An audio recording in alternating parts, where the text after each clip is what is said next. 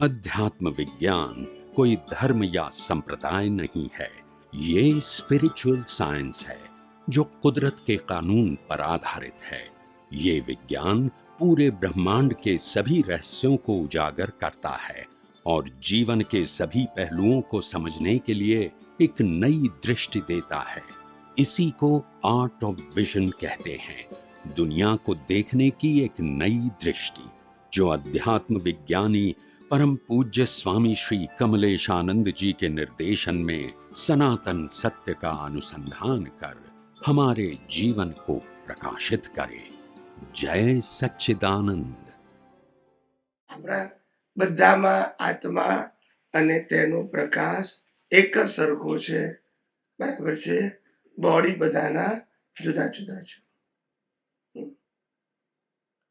चाहे किसी के दीप में हो। दीप का मतलब कोड़ियों, कोड़िया अलग अलग છે પણ પ્રકાશ બધા એવું કહેવા માંગે છે। સમજાયું કે નહીં? બીજું શું પૂછવું છે? પૂછો। કોઈ આપણે વાત કરીએ, ઉગ્રતા કેમ આવી જાય? ઉગ્રતા આવે કારણ કે પ્રકૃતિનો સ્વભાવ। કોનો સ્વભાવ? રામે રાવણ સાથે યુદ્ધ કેમ કર્યું? બોલતા નથી, વગર ઉગ્રતા યુદ્ધ કર્યું, તોય મોક્ષે ગયા। આપણે બોલીએ છીએ ઉદય કર્મ છે, બરાબર? આપણે કોઈ ઉદય કર્મ હોય, કોઈ બોલે મારા માં નાય હોય, ચોરી કરે, ખાવા ના મારે, આ કોઈ કર્મ ફળ છે? આ લોકો શું કર્મ કરે છે? જે બચપન ચોરી કરે તેની વાત કરો છો કે જેનું ચોરાય તેનું? ચોરી કરે તો કે આ લોકો એવું છે। અજ્ઞાની હોય તો એને ચોરી જે ભાવે કરી હોય, ચોરી કરી એ ક્રિયા છે, ઉદય કર્મ। એ વખતે જે ભાવ હોય, મેં ચોરી કરી તો એનું ફળ જુદું આવે, ચોરી કરવી જોઈએ એનું ફળ જુદું આવે, અને ચોરી કરી એ બરાબર કરી એનું ફળ જુદું આવે, અને ચોરી કરનારનો હું જોનાર જાણનાર છું તો કોઈ ફળ ના આવે। મેં ચારે જવાબ આપી દીધા। એટલે એમને મારામારી કરી તો કર્મ ના બંધાયું। એટલે આપણો સિદ્ધાંત એ છે કે મન વચન કાયાની ક્રિયાથી કર્મ બંધાતા નથી, પણ મન વચન કાયની ક્રિયા પાછળ અજ્ઞાન છે, અને એ અજ્ઞાનથી જે ભાવ થાય છે એવા કર્મ બંધાય છે। ઇન શોર્ટ, કર્મ ભાવથી બંધાય છે, ક્રિયાથી નહીં। અજ્ઞાનીને ક્રિયાથી નથી બંધાતા, અજ્ઞાનીને પણ અજ્ઞાનને કારણે જે ભાવ થાય એનાથી કર્મ બંધાય। ચોરી કરનાર એમ કે છે કે મેં ચોરી કરી, આટલું માને છે તોય કર્મ બંધાય। કરવા જેવી છે એવો ભાવ કરે તોય બંધાય। કેટેગરી જુદી આવે। તો આ લોકોને પાર ક્યારે આવશે? ચોરી કરતા જશે પણ ઉદ્ધાર ક્યારે થશે? લોકો 2-4 લાખ અવતાર પછી આપણા 1.5-2 લાખ થઈ ગયા છે બધા એના। ક્યાં રહી ગયું? એ કેન્દ્રીયથી અહીંયા આયા સુધીમાં 1.5-2 લાખ થી વધારે અવતાર થઈ ગયા છે બધાયના। મહાવીર ભગવાન બધાયના। એ તો મનુષ્ય પર નહીં, આપણા અવતાર તો પહેલેથી કરવાના ને। એ કેન્દ્ર મેં આધારથી જન્મ તીર્થંકર, ફાધર તીર્થંકર, ઋષભદેવ દાદા, એના બાપાએ કેવડી, ભાઈઓ કેવડી, કેમ અત્યારે કેટલાય અવતાર ખેંચાયા? એટલે તો કીધું 1% અવતાર અજ્ઞાન છે ત્યાં સુધી કર્મ બંધાશે। 1%, 359 ડિગ્રીનું જ્ઞાન હશે તોય કર્મ બંધાશે। ખ્યાલ આવ્યો? અજ્ઞાન એટલે અજ્ઞાન, 1 ડિગ્રીનું અજ્ઞાન એ પણ નરક ગતિના અને દેવ ગતિના કર્મ બાંધી શકે। 1% નું સમજાય છે? સિદ્ધાંત સમજવાનો હોય. અજ્ઞાન એટલે પછી પર્સન્ટેજ ના જોવાના હોય. અજ્ઞાન છે તો કર્મ બંધાવાના જ, અને જેટલું હાયર લેવલ ના ગયા પછીનું અજ્ઞાન હોય એ અજ્ઞાન પણ હાયર લેવલનું હોય, ઓર્ડિનરી ના હોય. ઓર્ડિનરી તો પાસ કરી નાખ્યું. એ હાયર લેવલના અજ્ઞાનથી કર્મ પણ હાયર લેવલના બંધાય. આવું હાયર લેવલ ઉપર પહોંચે પછી અજ્ઞાનનું અસ્તિત્વ કેવી રીતે? આપણે હાયર લેવલ એટલે કઈ રીતે હાયર લેવલ? ડેવલપમેન્ટ 100% નહીં. જેમ મને 95% આયા તો 5% હું ફેલ કહેવાય. હાયર લેવલ તો કહેવાય, લેવલ તો હાયર કહેવાય ને. 35 માર્ક આવે તોય પાસ થઈ જાઉં. બરાબર. આપણને ખબર પડે કે મારું આ લેવલ કયું છે. પડે ને? ના કેમ પડે? કેટલી 59 કેટલી 50. અત્યારે તમને ખબર ના, ના, એ લોકોને ખબર પડે. પડે. કેવળ દર્શન થઈ જાય ત્યારે ખબર પડે, અને કેવળ જ્ઞાન થાય ત્યારે ખબર પડે. કેવળ દર્શન 360 થાય ને, અને કેવળ જ્ઞાન એ 360 જ થાય. તો પછી વચ્ચે તો આપણે 355 થી હોય તો પછી ખબર ના જ પડે ને કે આટલું મારું ડેવલપ થયું છે. ના ના, મેં એવું કીધું કે જેને કેવળ દર્શન થાય, જેને કેવળ જ્ઞાન થાય એને ખબર પડે. એમ કહું છું. મને કેવળ દર્શન થઈ ગયું એ ખબર પડે ને, મને કેવળ જ્ઞાન થયું એ ખબર પડે, એમ કહું છું. વચ્ચે આટલું ના, પર્સન્ટેજ ખબર ના પડે. ના, એના સ્વામીજી, હું એક સત્સંગ સાંભળતી હતી આજે, એમાં આપ કહેતા હતા કે આ મોટે ભાવમાં છે તો. હા. આ ભાવમાં જે વિચાર કરો એના કર્મ ના બંધાય, પણ એ જરા સમજાવો કે આવતા ભાવ માટે જો તમે કઈ એવી ઈચ્છા કરો કે તો કર્મ બંધાઈ જાય. એવું નહીં, તમે સાંભળો પણ પ્રેઝન્ટેશન નથી કરતા. આપણે એવું કીધું કે આ ભાવ માટેના જે ભાવ છે, 5 વર્ષે મેં એવો ભાવ કર્યો હોય કે મારે બંગલો લેવો છે, 25 વર્ષે ભાવ કર્યો હોય કે મારે કાર જોઈએ છે, 50 વર્ષે ભાવ કર્યો હોય કે મારે બિઝનેસ કરવો છે. આ બધા ભાવ જે છે એ ડિસ્ચાર્જ ભાવ છે. પણ જે ભાવને આ ભાવ સાથે લેવા દેવા નથી એ ચાર્જ છે. હવે સમજાયું? દાખલા તરીકે આપણે ડોક્ટરનું ભણી લીધું, હવે ડોક્ટરની પ્રેક્ટિસ કરીએ છીએ, 5, 10, 15 વર્ષ થઈ ગયા.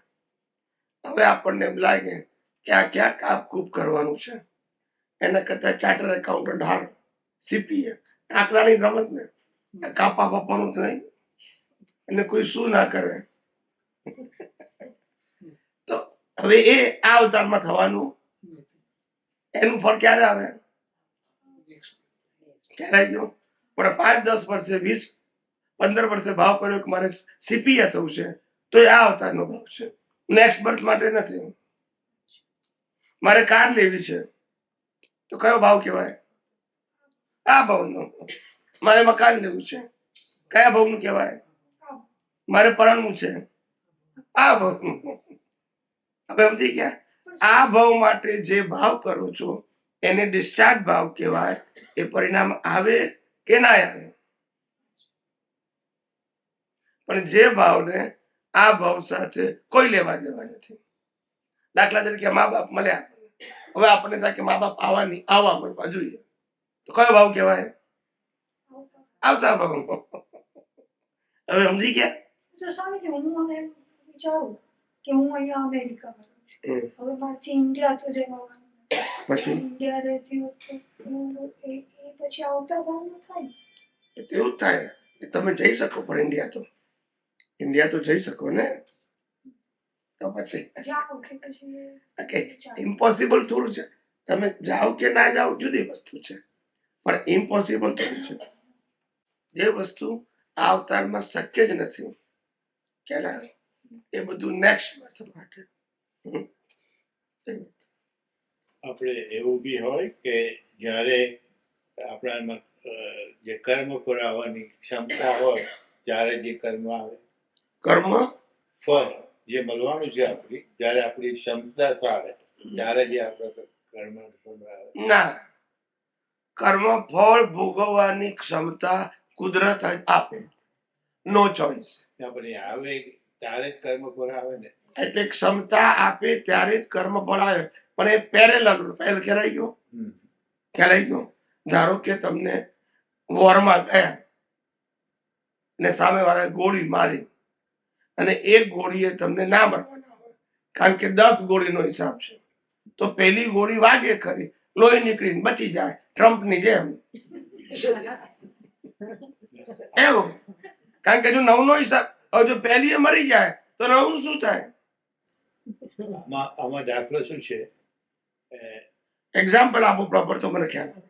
નોર્મલી જે ભોગવટો આવવાનો હોય એના 100% સંજોગો પ્રોવાઈડ કુદરત કરે, શરીર અને સંજોગો બે, કારણ કે બધું કુદરતનું જ છે. શરીર એ કુદરતનું, સંજોગો એ કુદરતના, સાધન સંપત્તિ સંબંધ બધું કુદરતનું છે. આત્મા સિવાય બધું તો પ્રોવાઈડ કોણ કરવાનું? કુદરત જ. આ તો ઐતિહાસિક દાખલો છે કે જ્યારે મહાવીર સ્વામીનો પહેલા વાસુદેવ તરીકે જન્મ થયેલો ત્યારે શિશુ રેડી, એમને છેલ્લા જન્મમાં એ શિશુનો ભોગવટો આવ્યો. એટલે મને થયું કે જ્યારે સમય આવે ત્યારે ભોગવટો આવે.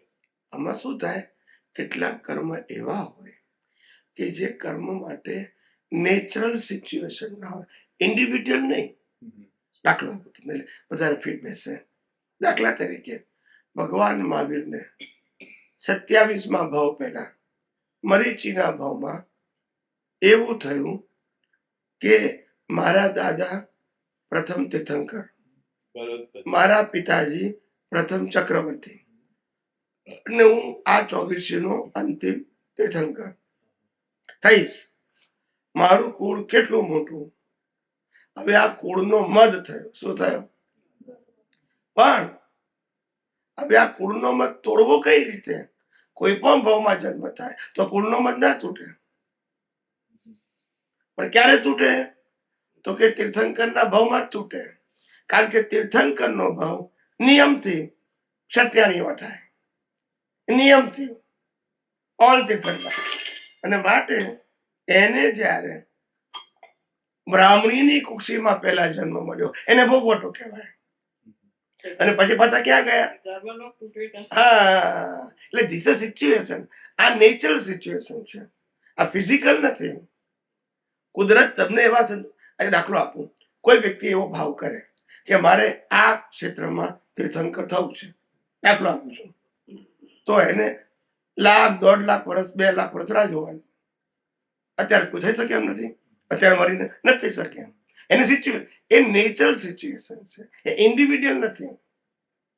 જે કામ સતયુગમાં થતા હોય એ પણ ભાવ ભલે કળિયુગમાં કરો, પણ એનું રિઝલ્ટ કળિયુગમાં નહીં. એટલે એ કુદરતની પરિસ્થિતિ જ એવી છે કે તમને રિઝલ્ટ ના આપી શકે એમ.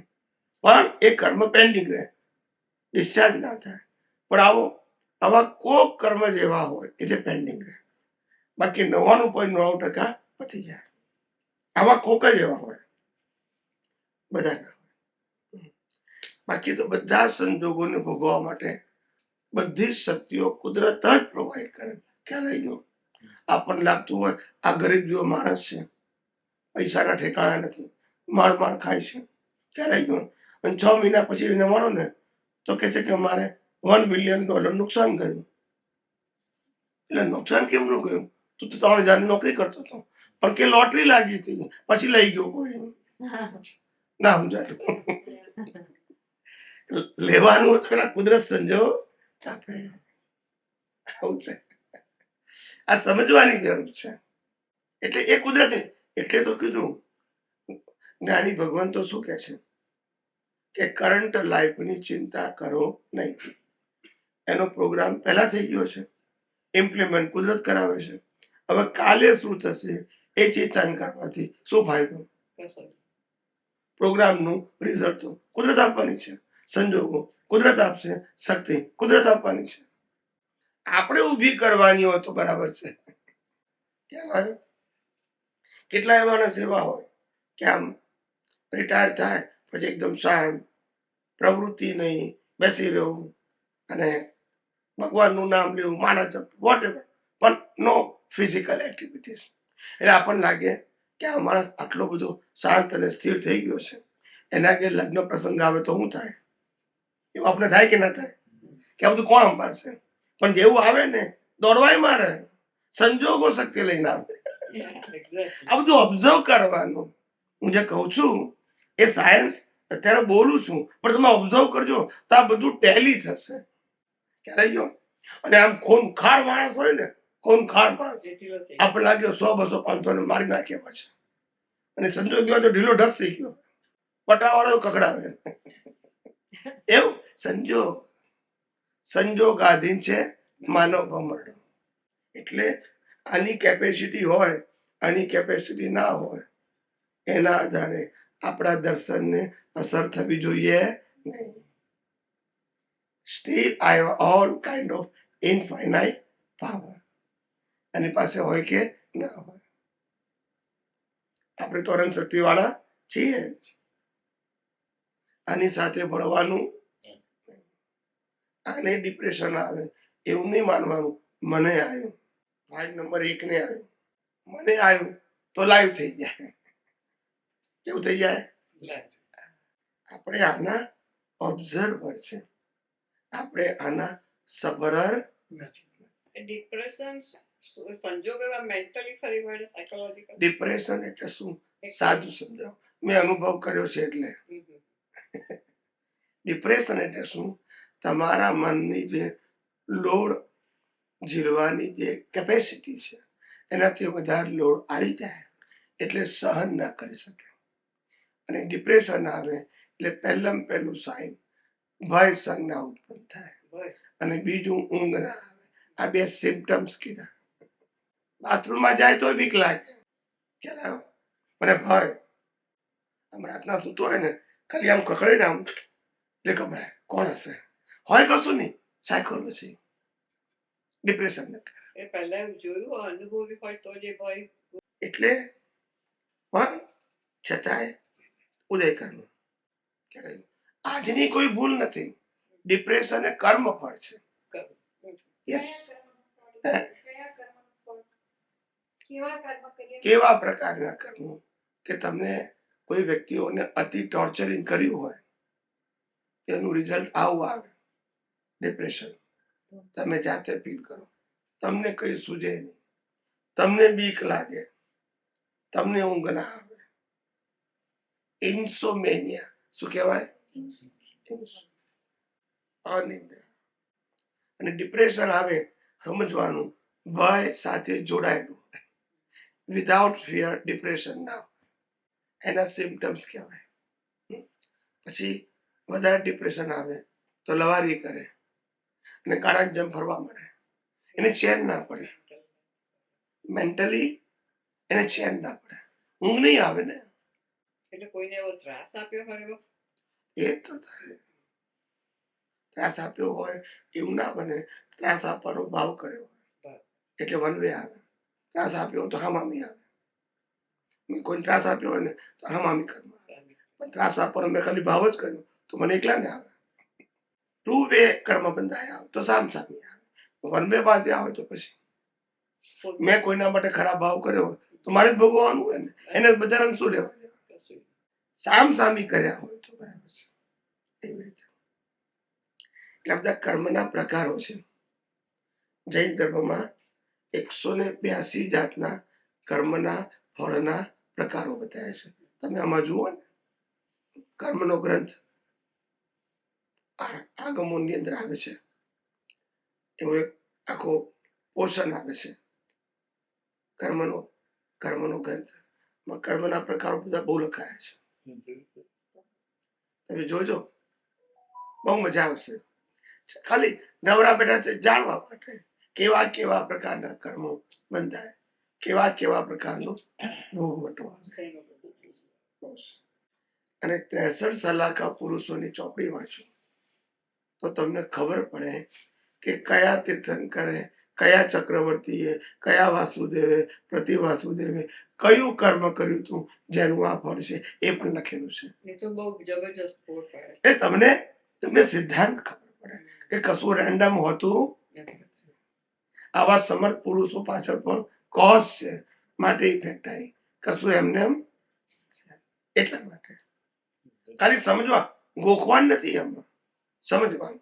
આપણને કોન્ફિડન્સ બેસે કે હવે જે કુદરત દુનિયા ચલાવે છે, આ મન વચન કાયા ચલાવે છે, એમાં મારે કશું સ્વતંત્ર રીતે વિચારવાની જરૂર નથી.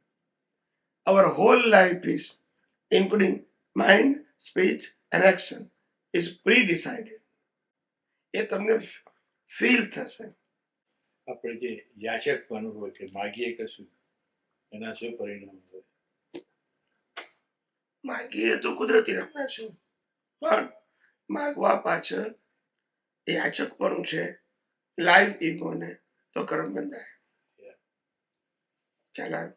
જે વસ્તુ માગો એનો અંતરાય પડે. એને ભય લાગે છે એટલે માગો છો? ના, જરૂર છે એટલે માગો છો.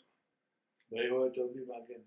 એક દાખલા તરીકે એટલે આ વાત બુદ્ધ ભગવાને એક માણસે કહ્યું કે મને શાંતિ મળતી નથી. મને કહ્યું એટલે પહેલા કહે છે કે પહેલો ઈગો કર્યો, તે કર્યું. શાંતિ મળતી નથી એ માગણી કરી એટલે કે જે એ બી તારા કામનું નથી. એવી રીતે એક્સપ્લેનેશન. ના, એવું નહીં. એ બુદ્ધ ભગવાન એવું કહેવા માંગે છે કે મને શાંતિ જોઈએ છે. આ તારો જે પ્રશ્ન છે ને, એ પ્રશ્ન અસ્થાને છે. તારો સ્વભાવ શાંત છે અને પ્રકૃતિનો સ્વભાવ ચંચળ છે. એ ચંચળ ભાગને તું શાંત કરવા જે નહીં થાય, પણ તું ચંચળ ભાગનો ઓબ્ઝર્વર થઈ તો તું તો શાંત જ છો. તું મેળવવા જઈશ ને તો નથી એવું ફીલ થશે, પણ તારી પાસે છે ફીલ કર ને ચંચળ ભાગનો ઓબ્ઝર્વર થાય તો શાંતિ જ છે. પણ તું જે અસ્થિર છે, એટલે દાદા ભગવાને શું કીધું, જગતના લોકો અસ્થિરને સ્થિર કરવા જાય છે. એ ક્યારે થવાનું નથી. નથી. અસ્થિર સ્થિર થાય, આ તો ચંચળ જ રહેવાનું. એ રીતે પણ શાંત અથવા તો શાંતિ એ તારો સ્વભાવ છે, પણ તું પ્રકૃતિના કારણે તું માગણી કરે છે. પણ પ્રકૃતિ તો પરિણામ સ્વરૂપ છે.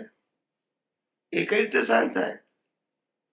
તું તારા સ્વભાવ માને તો પ્રકૃતિ ફળ આપીને જતું રહેવાનું છે, તને હરકત કરતું નથી.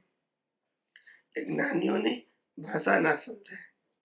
એક ભાઈએ પ્રશ્ન પૂછ્યો હતો બુદ્ધ ભગવાનને કે સુખી કેમ થવું?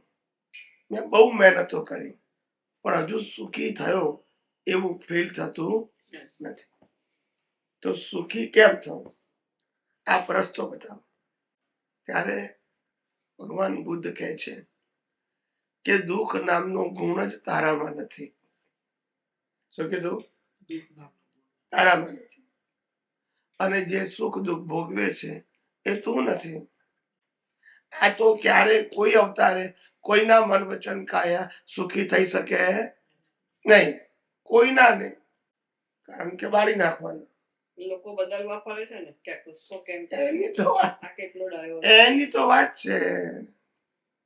જ્ઞાન ઊંધું છે. શું છે? જો પ્રકૃતિ બદલાતી હોય, ફરતી હોય, તો રામાયણ મહાભારત થાત જ નહીં. થાય? વિચાર કરો. મહાભારતમાં લાખો માણસોને માર્યા. કેવો અહંકાર, કેવો ક્રોધ, એમને મારે. આપણે કીડીઓ મારી તો દુઃખ થાય છે. અને અર્જુનને ઉપદેશ આપ્યો કૃષ્ણ ભગવાન કે તારો ધર્મ નહીં, પણ પ્રકૃતિમાં બદલાયું નહીં ને, કશું ના દ્રષ્ટિ બદલાઈ ને. તો આપણો સબ્જેક્ટ શું હોવો જોઈએ? દ્રષ્ટિ. ને લઈ આવીએ છીએ શું? પ્રકૃતિ. આ પઝલ છે. પ્રાણ ને પ્રકૃતિ બે સાથે છે. પ્રાણ ને પ્રકૃતિ બે સાથે. દાદા ભગવાને કહ્યું.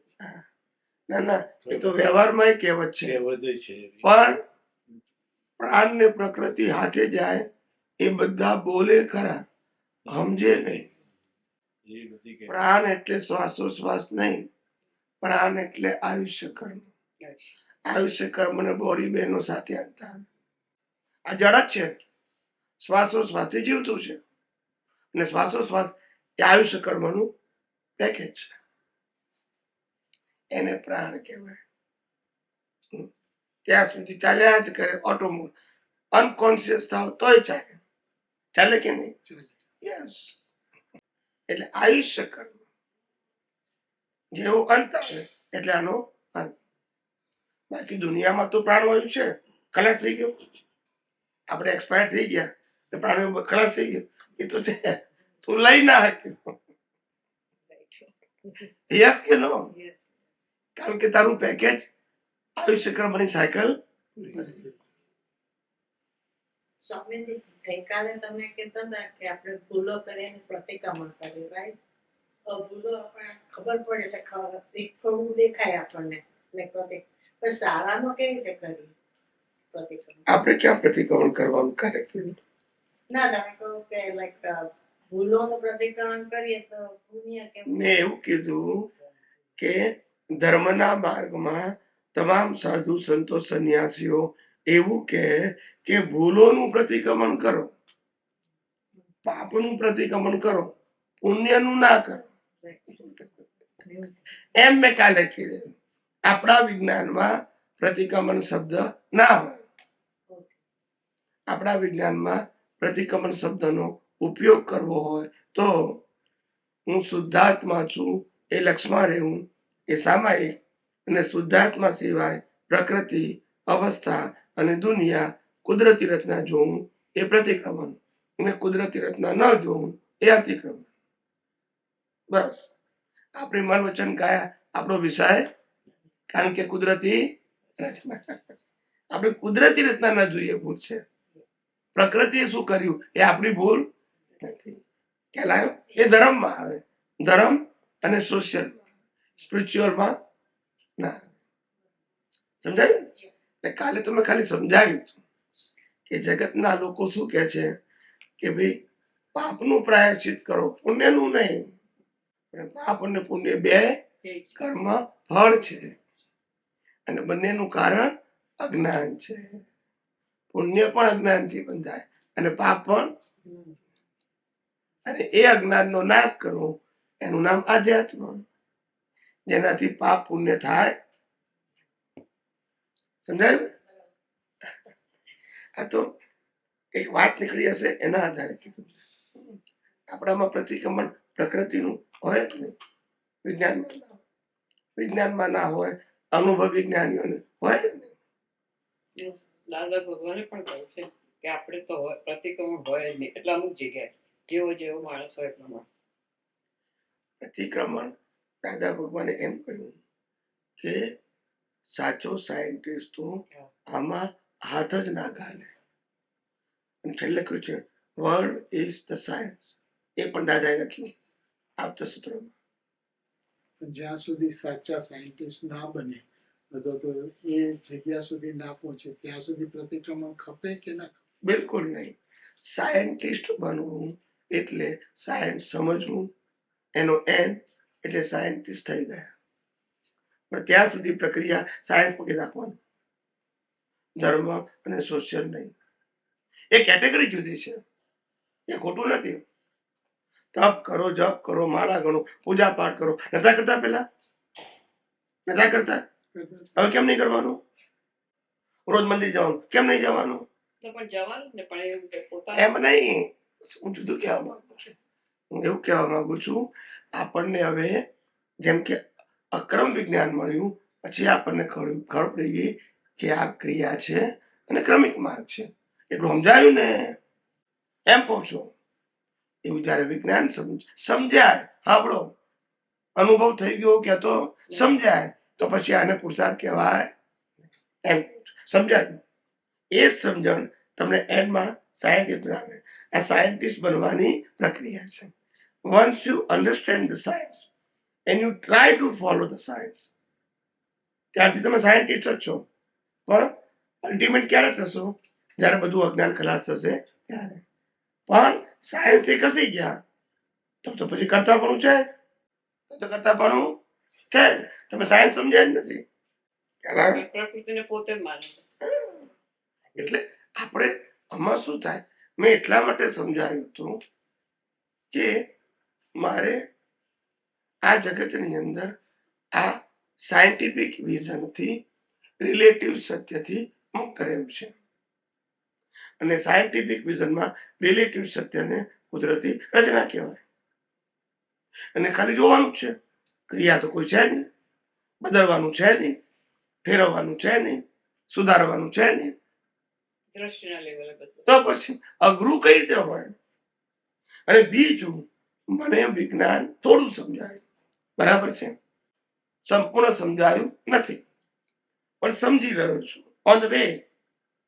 પણ મને વિજ્ઞાન એટલું તો સમજાઈ ગયું છે કે મન વચન કાયા અને તેની અવસ્થા માત્ર કુદરતી રચના છે, એટલું સમજાઈ ગયું છે. હવે કુદરતી રચનાવાળા ભાગને મેં ભૂલ કરી માનવી એ તો અજ્ઞાન છે જ. એ તો અજ્ઞાન છે જ કે આ તમે કુદરતી રીતે નથી માનતા. બે વસ્તુ ના ચાલે. તમે સમજેલા છો, તમે રોજ બોલો છો, હું તમને એવું નથી કહેતો કે 100% તમને રહેશે, પણ you have a reason, not 100% realization, but you have a vision. પછી તમે ઉપયોગ કરી શકો ને. નથી કરતા એ ઉપયોગ કરવાની ચૂક થઈ. સમજાયું નથી એવું નથી, ઉપયોગ ના કર્યો તમે. સમજાયું નથી એવું ના બોલાય. હવે એ ઉપયોગ કેમ? દાદાએ કીધું આપણને કે 5 આજ્ઞા મેં તમને આપી અને તમારે પાળવાની, બરાબર છે. હવે આપણે દાદાને કહીએ કે દાદા તમે આજ્ઞા તો આપી, બરાબર છે, તો મારાથી 5% પડાતી નથી. દાદા કે કઈ નહીં, નિશ્ચય કરજો. કહેતા કે નથી કહેતા? એવી રીતે ભાઈ તમને વિજ્ઞાન સમજાયું, ભલે 5% એપ્લિકેશન થાય, ખ્યાલ આવ્યો ને, પણ નિશ્ચય કર્યા કરજો એન્ડ ટ્રાય ટુ ફોલો. અને આમાં તો કરવાનું જ નથી, આ તો વિઝન છે. આમાં કોઈ ક્રિયા નથી, આમાં તો કોઈ ક્રિયા જ નથી. ત્યારે શ્રીમદ રાજચંદ્રએ કહ્યું સૌ સાધન બંધન થયા. શું કીધું? સૌ સાધન. સૌ એટલે કયા કયા? આરતી, વિધિ, પ્રાર્થના. સૌ એટલે ઓલ. સિમ્પલ બોલો, સૌ એટલે ઓલ. એમાં કશું બાકાત ના થાય. સૌ સાધન બંધન થયા into inverted comma relative view point. કે આપણે જે ફોટા અને મૂર્તિની એક મિનિટ કહું, સૌ સાધન બંધન થયા, રહ્યો ને કોઈ ઉપાય, સત સાધન સમજો નહીં, ત્યાં બંધન શું જાય? સત સાધન કયું? સત સાધન દુનિયામાં 2 છે, એક આત્મા અને બીજું કુદરત. એ ક્યારે બદલાશે? કુદરત એટલે 6 તત્વો આપણે કહી દીધેલું છે, અને કુદરતી કાનૂન એ પણ બદલાવાના નથી. એ બંને સત છે. ખ્યાલ આવ્યો? ક્યારે બદલાશે નહીં. સત સાધન સમજ્યો, સત્ય સમજ્યો, સત્ય સાધન. પણ સત એટલે અવિનાશી, સત્ય એટલે વિનાશી. ખ્યાલ આવી ગયો? સત સાધન સમજવાનું. પેલા શુભ સાધન છે એ સત્ય સાધન છે. કયા છે? સત્ય છે. સત નથી. સત એટલે અવિનાશી, કાયમ ના હોય સાધન, એને સત સાધન કહેવાય. ખ્યાલ આવ્યો? અને પેલા સત્ય સાધન કહેવાય, અને ધર્મની ભાષામાં શુભ સાધન કહેવાય. સત સાધન નહીં, સત સાધન. સત એટલે સાધન કાયમનું જ હોય, એટલે હું ઉપયોગ ધીમે ધીમે કરું, પણ એ ક્યારે બદલાય? જેમ હું શુદ્ધાત્મા છું એ સત સાધન છે, ભલે મને 25 અવતાર પછી અનુભવ થાય, પણ સાધન તો પરમેનન્ટ છે ને. સત સાધન સમજો, ત્યાં બંધન શું જાય? પછી કઈ બંધન જાય? હું કરું એ મેં કર્યું, એ અજ્ઞાનતા નહીં. આ ભૂલ મેં કરી, એ અજ્ઞાનતા નહીં. પ્રકૃતિ એ કરી છે, એ હકીકત છે, પણ હું પ્રકૃતિ છું. આફ્ટર સાયન્ટિફિક વિઝન હું પ્રકૃતિ છું? તો કે ના, હું તો શુદ્ધ આત્મા છું. મારે ભૂલ કોણે કરી? પ્રકૃતિએ. ને પ્રકૃતિને બનાવનાર, ચલાવનાર, અંત લાવનાર કોણ છે? માટે કુદરતી ના દેખાય એનો વાંધો નથી, પણ જોવાનું શું છે? હું CPA ની એક્ઝામમાં નપાસ થઉં તો પણ બીજી વખત મારે CPA ની જ આપવાની, કોમર્સ ની નહીં આપવાની. બોલતા એની જ આપવાની, કેમ કે પાસ મારે 5 ટ્રાયલ એમાં જ પાસ થવાનું ને. એમ હું વિજ્ઞાનની એક્ઝામ આપી રહ્યો છું, ભલે ફેલ થઉં પણ આપવાનું તો એની જ છે. પાછું રિલેટિવ સત્યમાં જશો તો ટ્રેક બદલાઈ જશે. બદલાઈ જશે. માટે આપણે સત્સંગમાં કીધેલું અધ્યાત્મ વિજ્ઞાનમાં લેબર હોય નહીં, મુક્તિના માર્ગમાં લેબર હોય નહીં. જ્યાં લેબર છે ત્યાં બધા લૌકિક સાધનો છે, રિલેટિવ સાધનો છે, શુભાશુભ સાધનો. દ્રષ્ટિમાં ખાલી પુરુષાર્થ. Yes. પુરુષાર્થ દ્રષ્ટિમાં જ છે. જ્ઞાની અજ્ઞાની વિજ્ઞાની ત્રણેયને પુરુષાર્થ દ્રષ્ટિમાં જ છે. સમજે કે કારણ કે પ્રિન્સિપલ કુદરતનો કાનૂન મન વચન કાયાથી કર્મ બંધાતા. અજ્ઞાની હોય તોય નહીં, પણ મન વચન કાયાથી ક્રિયા થાય છે, એમાં હું કરું છું એ અજ્ઞાનથી ભાવ થાય છે. એટલે બધામાં એક જ પ્રિન્સિપલ છે, કર્મ ભાવથી જ, અને ભાવ અજ્ઞાનને કારણે છે. પણ મન વચન કાયાથી તો કોઈને ના બંધાય. જો મન વચન કાયાથી કર્મ બંધાય તો અત્યારે જો હું ક્રિયા કરું છું, નેક્સ્ટ પલમાં એવું જ મને પાછું સમજાયું તો બદલાય કેવી રીતે? પછી હું અજ્ઞાની હોઉં, બરાબર છે, મન વચન કાયાથી જે કરું, બરાબર છે, એને જો હું પુરુષાર્થ માનું તો નેક્સ્ટમાં પછી એવું જ આવે ને. પણ એવું બને નહીં. એ જે થઈ રહ્યું છે એમાં હું જે ભાવ કરું છું અજ્ઞાનથી, એવા કર્મ. હું ગુસ્સો કરતો હોઉં તો અંદર એમ થાય ગુસ્સો ના કરું તો સારું, તો એ તમારો પુરુષાર્થ છે. અને ગુસ્સો કરતો હોઉં અંદર એવું કરવા જેવો હતો તો એ કર્મ બંધાય. પણ એનાથી કર્મ બંધાય છે, ક્રિયાથી. એટલે પ્રિન્સિપલ સમજો, પ્રિન્સિપલ ક્યારે બદલશો નહીં. અને ધર્મને પ્રિન્સિપલ સાથે કોઈ લેવા દેવા નથી. ધર્મને શ્રદ્ધા સાથે લેવા દેવા છે. કારણ કે ધર્મની અંદર સિદ્ધાંત ના હોય. કેમ? કારણ કે રિલેટિવ સત્યની પ્રાપ્તિ. વિજ્ઞાનમાં સનાતન સત્યની પ્રાપ્તિ અને અનુભૂતિ છે. આમાં કઈ છે? રિલેટિવ સત્યની. પાપ પુણ્યથી શું મળે? રિલેટિવ સત્ય. વિજ્ઞાનથી સનાતન સત્ય. તો બંને સબ્જેક્ટ કેવા થઈ ગયા? જુદા થઈ ગયા. સ્વામીજી ધ્યાનની તમે વાત કરી હતી તમારા સત્સંગમાં, આત્મ ધ્યાન, રૌદ્ર ધ્યાન, ધર્મ ધ્યાન ને શુક્લ ધ્યાન. તો શુક્લ ધ્યાનમાં આવ્યા પછી ગતિ રહેતી નથી, મોક્ષ જ સીધા. પછી અને આ ભાવમાં માણસ કેવી રીતે ભાવમાં પડી જાય છે? આ તો ચાર જ છે ધ્યાન, ચાર જાતના ધ્યાન. અને ભાવ તો અનેક જાતના હોય છે, પછી તેમાંથી છૂટવું કેવી રીતે? કુદરતી રચના જોઈને. બીજો રસ્તો શું? માણસોને હજુ એ ખબર નથી, આટલા બધું ધાર્મિક જ્ઞાન હોવા છતાં, કે ક્રોધ માન માયા લોભ રાગ દ્વેષ જે પ્રકૃતિ કરે છે એ કર્મ ફળ છે એ ખબર નથી. ના સમજાય. ક્રોધ કોણ કરે? માન કોને જોઈએ? માયા કોણ કરે? કપટ કોણ કરે? લોભ કોણ કરે? રાગ કોણ કરે? દ્વેષ કોણ કરે? બધું જ પ્રકૃતિ. તો પ્રકૃતિનો એક પણ ગુણ મારામાં નથી. તો એ પ્રકૃતિમાં જે વ્યક્ત થાય એ ડિસ્ચાર્જ કે પુરુષાર્થ? અને આપણે શું માનીએ છીએ? મારી ભૂલ થઈ. અને એના માટે પછી તો ક્યારે વિજ્ઞાન સમજાવશે? કેટલા અવતારે સમજાશે? ક્રોધ માન માયા લોભ રાગ દ્વેષ એ રિઝલ્ટ છે. એને કુદરતી રચના જો, ઇટ ઇઝ ઇનફ.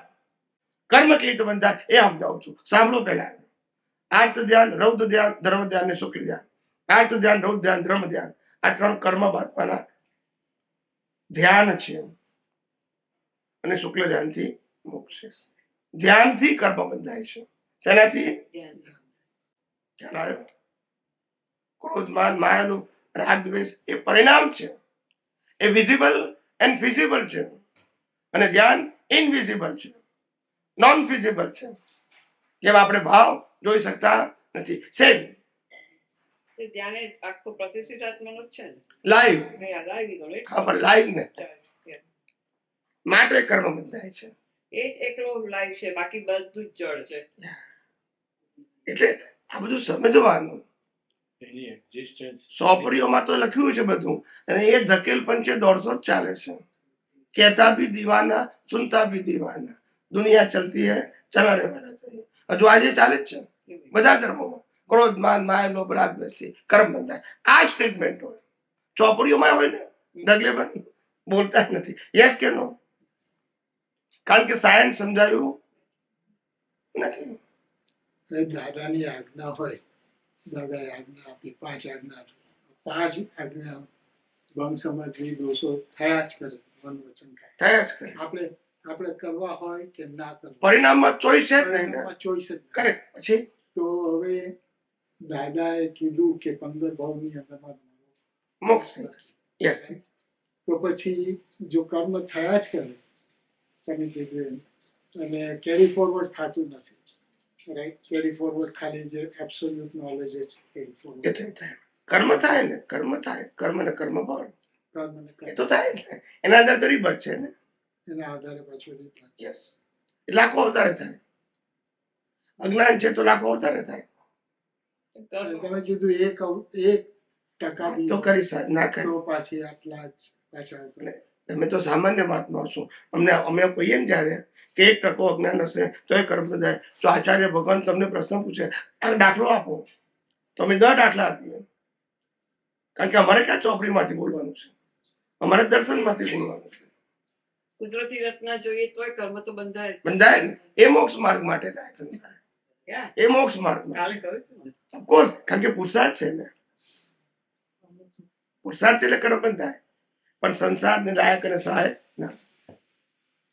સંસારને લાયક ને સાહેબ ના બંધાય. મોક્ષ માર્ગ લાયક એ તો બંધાય.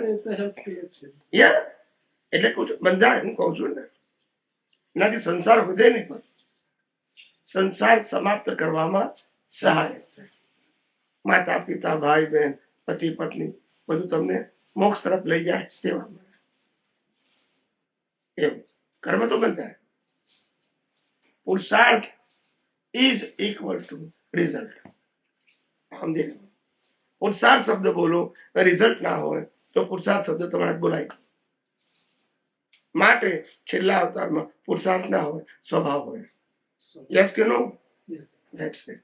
પણ જો પુરુષાર્થ બોલો તો રિવર્ટ થાય. આ બધા પ્રિન્સિપલ સમજવાના. એમાં કોઈનો વ્યૂ પોઈન્ટ નહીં ચાલે. It's a law of nature. તમે પુરુષાર્થ બોલો એનું ફળ આવે. જે સામાયિક કરે, પ્રતિક્રમણ કરે, બધું જ પુરુષાર્થમાં જાય. હા, પણ એ ભ્રાંત પુરુષાર્થ છે. ભ્રાંત પુરુષાર્થ. ભ્રાંત કેમ કીધો? સબ્જેક્ટ ટુ પ્રકૃતિ. યસ. આખો ક્રમિક પાઠ શેના ઉપર ચાલે છે? ભ્રાંત પુરુષાર્થ. ક્રમિક માર્ગમાં પ્રકૃતિને શુદ્ધિ કરવી અથવા પ્રકૃતિને સારી બનાવવી કે પ્રકૃતિના સારા સંજોગો પ્રાપ્ત કરવા, ધેટ ઇઝ ધ ગોલ. અહીંયા આધ્યાત્મમાં પ્રકૃતિથી મુક્ત રહેવું અને આત્મા સાથે એટેચ રહેવું, ધેટ ઇઝ ધ ગોલ. પછી પ્રકૃતિ કેવી છે એ સબ્જેક્ટ નથી. એટલે હવે આગળમાં સમજો કે તમારાથી એટેચમેન્ટ થઈ બી ગયું અને એવા કર્મ બંધાઈ બી ગયા, દાખલા તરીકે. Yes yes. તો પછી એનો ભોગવટો આવવાનો નહીં. 100%. પણ તમે એ જ સંજોગને પાછળથી જ્યારે યાદ આવે, કરવાનું નહીં, આપણા વિજ્ઞાનમાં બેક નહીં જવાનું, પણ જ્યારે એ પ્રસંગ યાદ આવી ગયો ત્યારે કુદરતી રચના જોઈ લેવાનું. આ જ પ્રતિક્રમણ. ખાલી જોઈ. કુદરતી રચના જોવું એ જ પ્રતિક્રમણ, ના જોવું એ અતિક્રમણ. ઓકે, ટૂંકું ટાઈમ. હવે તમે પ્રતિક્રમણ કરી નાખ્યું, બરાબર છે, ફેરથી જોયું, પ્રસંગ આવ્યો, હાજર થઈ ગયો, ત્યારે તમે કુદરતી રચના જોયું. હવે રિઝલ્ટ શું આવશે? જ્યારે એ કર્મ એ વખતે જે બંધાયું ને, હાજર ના રહ્યું ત્યારે એનું જે ફળ આવશે તો સામે કુદરતી રચના પણ હાજર રહેશે. કારણ કે તમે એક્ઝામમાં તો પાસ થઈ ગયા છો, એટલે ફેરથી એક્ઝામ આપવાની નથી, પણ રિઝલ્ટ આવશે. જેમ લાસ્ટ મંથમાં આવે છે એવું લાસ્ટ રિઝલ્ટ આવે છે ને, જાગૃતિ સાથે. એટલે પુરુષાર્થ કરવાનો, કારણ કે તમે પુરુષાર્થ બી કરી નાખ્યો, ભૂલ બી કરી અને પુરુષાર્થ પણ પાછળથી કરી નાખ્યો, બે સાથે આવશે. આજે જ્ઞાનીઓ શું કે છે કે ભાઈ અમને 80%, 90%, 95% જાગૃતિ રહે છે. કેમ રહે છે? લઈને આવ્યા છે. જાગૃતિ એ લઈને આવ્યા છે, પરિણામે લઈને આવ્યા છે, અને જાગૃતિ પણ. એટલે 5% એમને જાગૃત રહેવું પડે. ત્યાં અમને 90% જાગૃતિ સહેજે વર્તે, એટલે પુરુષાર્થ સહેજે હોય, કારણ કે લઈને આવ્યા છે. સ્પિરિચ્યુઅલ ડેવલપમેન્ટ લઈને આવ્યા છે એટલે વર્તે. પણ જેટલા ટકા બાકી હોય ત્યાં પાછું અવેર રહેવું પડે. Yes, of course. 100%. માટે તો કીધું 1% હશે તોય કર્મ બંધાશે. એમાં કશું કોઈનું ચાલે નહીં, કોઈનું ના ચાલે. આવું છે પ્રિન્સિપલ, સમજો. આપણે સંજોગોમાં જઈને છૂટાપણ વર્તાતું હોય અને કુદરતી રચના અને શુદ્ધાત્મા દેખાતા એટલે આપણને મોક્ષ માર્ગને લાયક અને સહાયક સંજોગો મોક્ષ માર્ગને લાયક અને સહાયક સંજોગો આપણને બંધાતા ત્યાર પછી કેટલા અવતાર સુધી આપણે એ રીતે કેટલા અવતાર અજ્ઞાન 0 થાય નહીં ત્યાં સુધી. એટલે 360 સુધીનું અફકોર્સ એ તો કોમન પ્રિન્સિપલ છે. અજ્ઞાન 0 નહીં થાય ત્યાં સુધી કર્મ બંધાશે. એ સપોર્ટ કરે પણ awareness is required. Yeah awareness is still required up to the અજ્ઞાન 0. એટલે એમાં કહેવાય ને કેટલા અવતાર સમજાય છે? અજ્ઞાન 0 કરવાનું છે. શું કરવાનું છે? એ મુક્તિનો માર્ગ છે.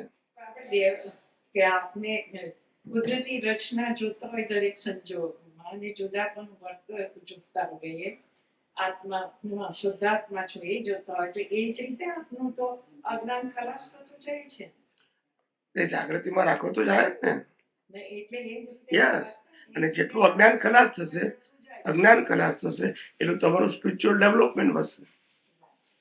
That's your capital. Okay A capital છે, એ કન્ઝ્યુમ ના થાય. સ્પિરિચ્યુઅલ કેપિટલ કન્ઝ્યુમ ના થાય. ખ્યાલ આવ્યો? કેમ કન્ઝ્યુમ ના થાય? કેમ એને ડેવલપમેન્ટ કીધું? કેમ ભૌતિક ડેવલપમેન્ટ સાથે ના આવે? કેમ આધ્યાત્મિક ડેવલપમેન્ટ સાથે આવે? નું કારણ શું? હું ડોક્ટર છું તો એ જ્ઞાન ના આવે. હું એન્જિનિયર હું તો જ્ઞાન ના આવે. એમાં અનુભવ હોય તો એ ના આવે. આ કેમ આવે? રીઝન શું? હું રીઝન પૂછું છું.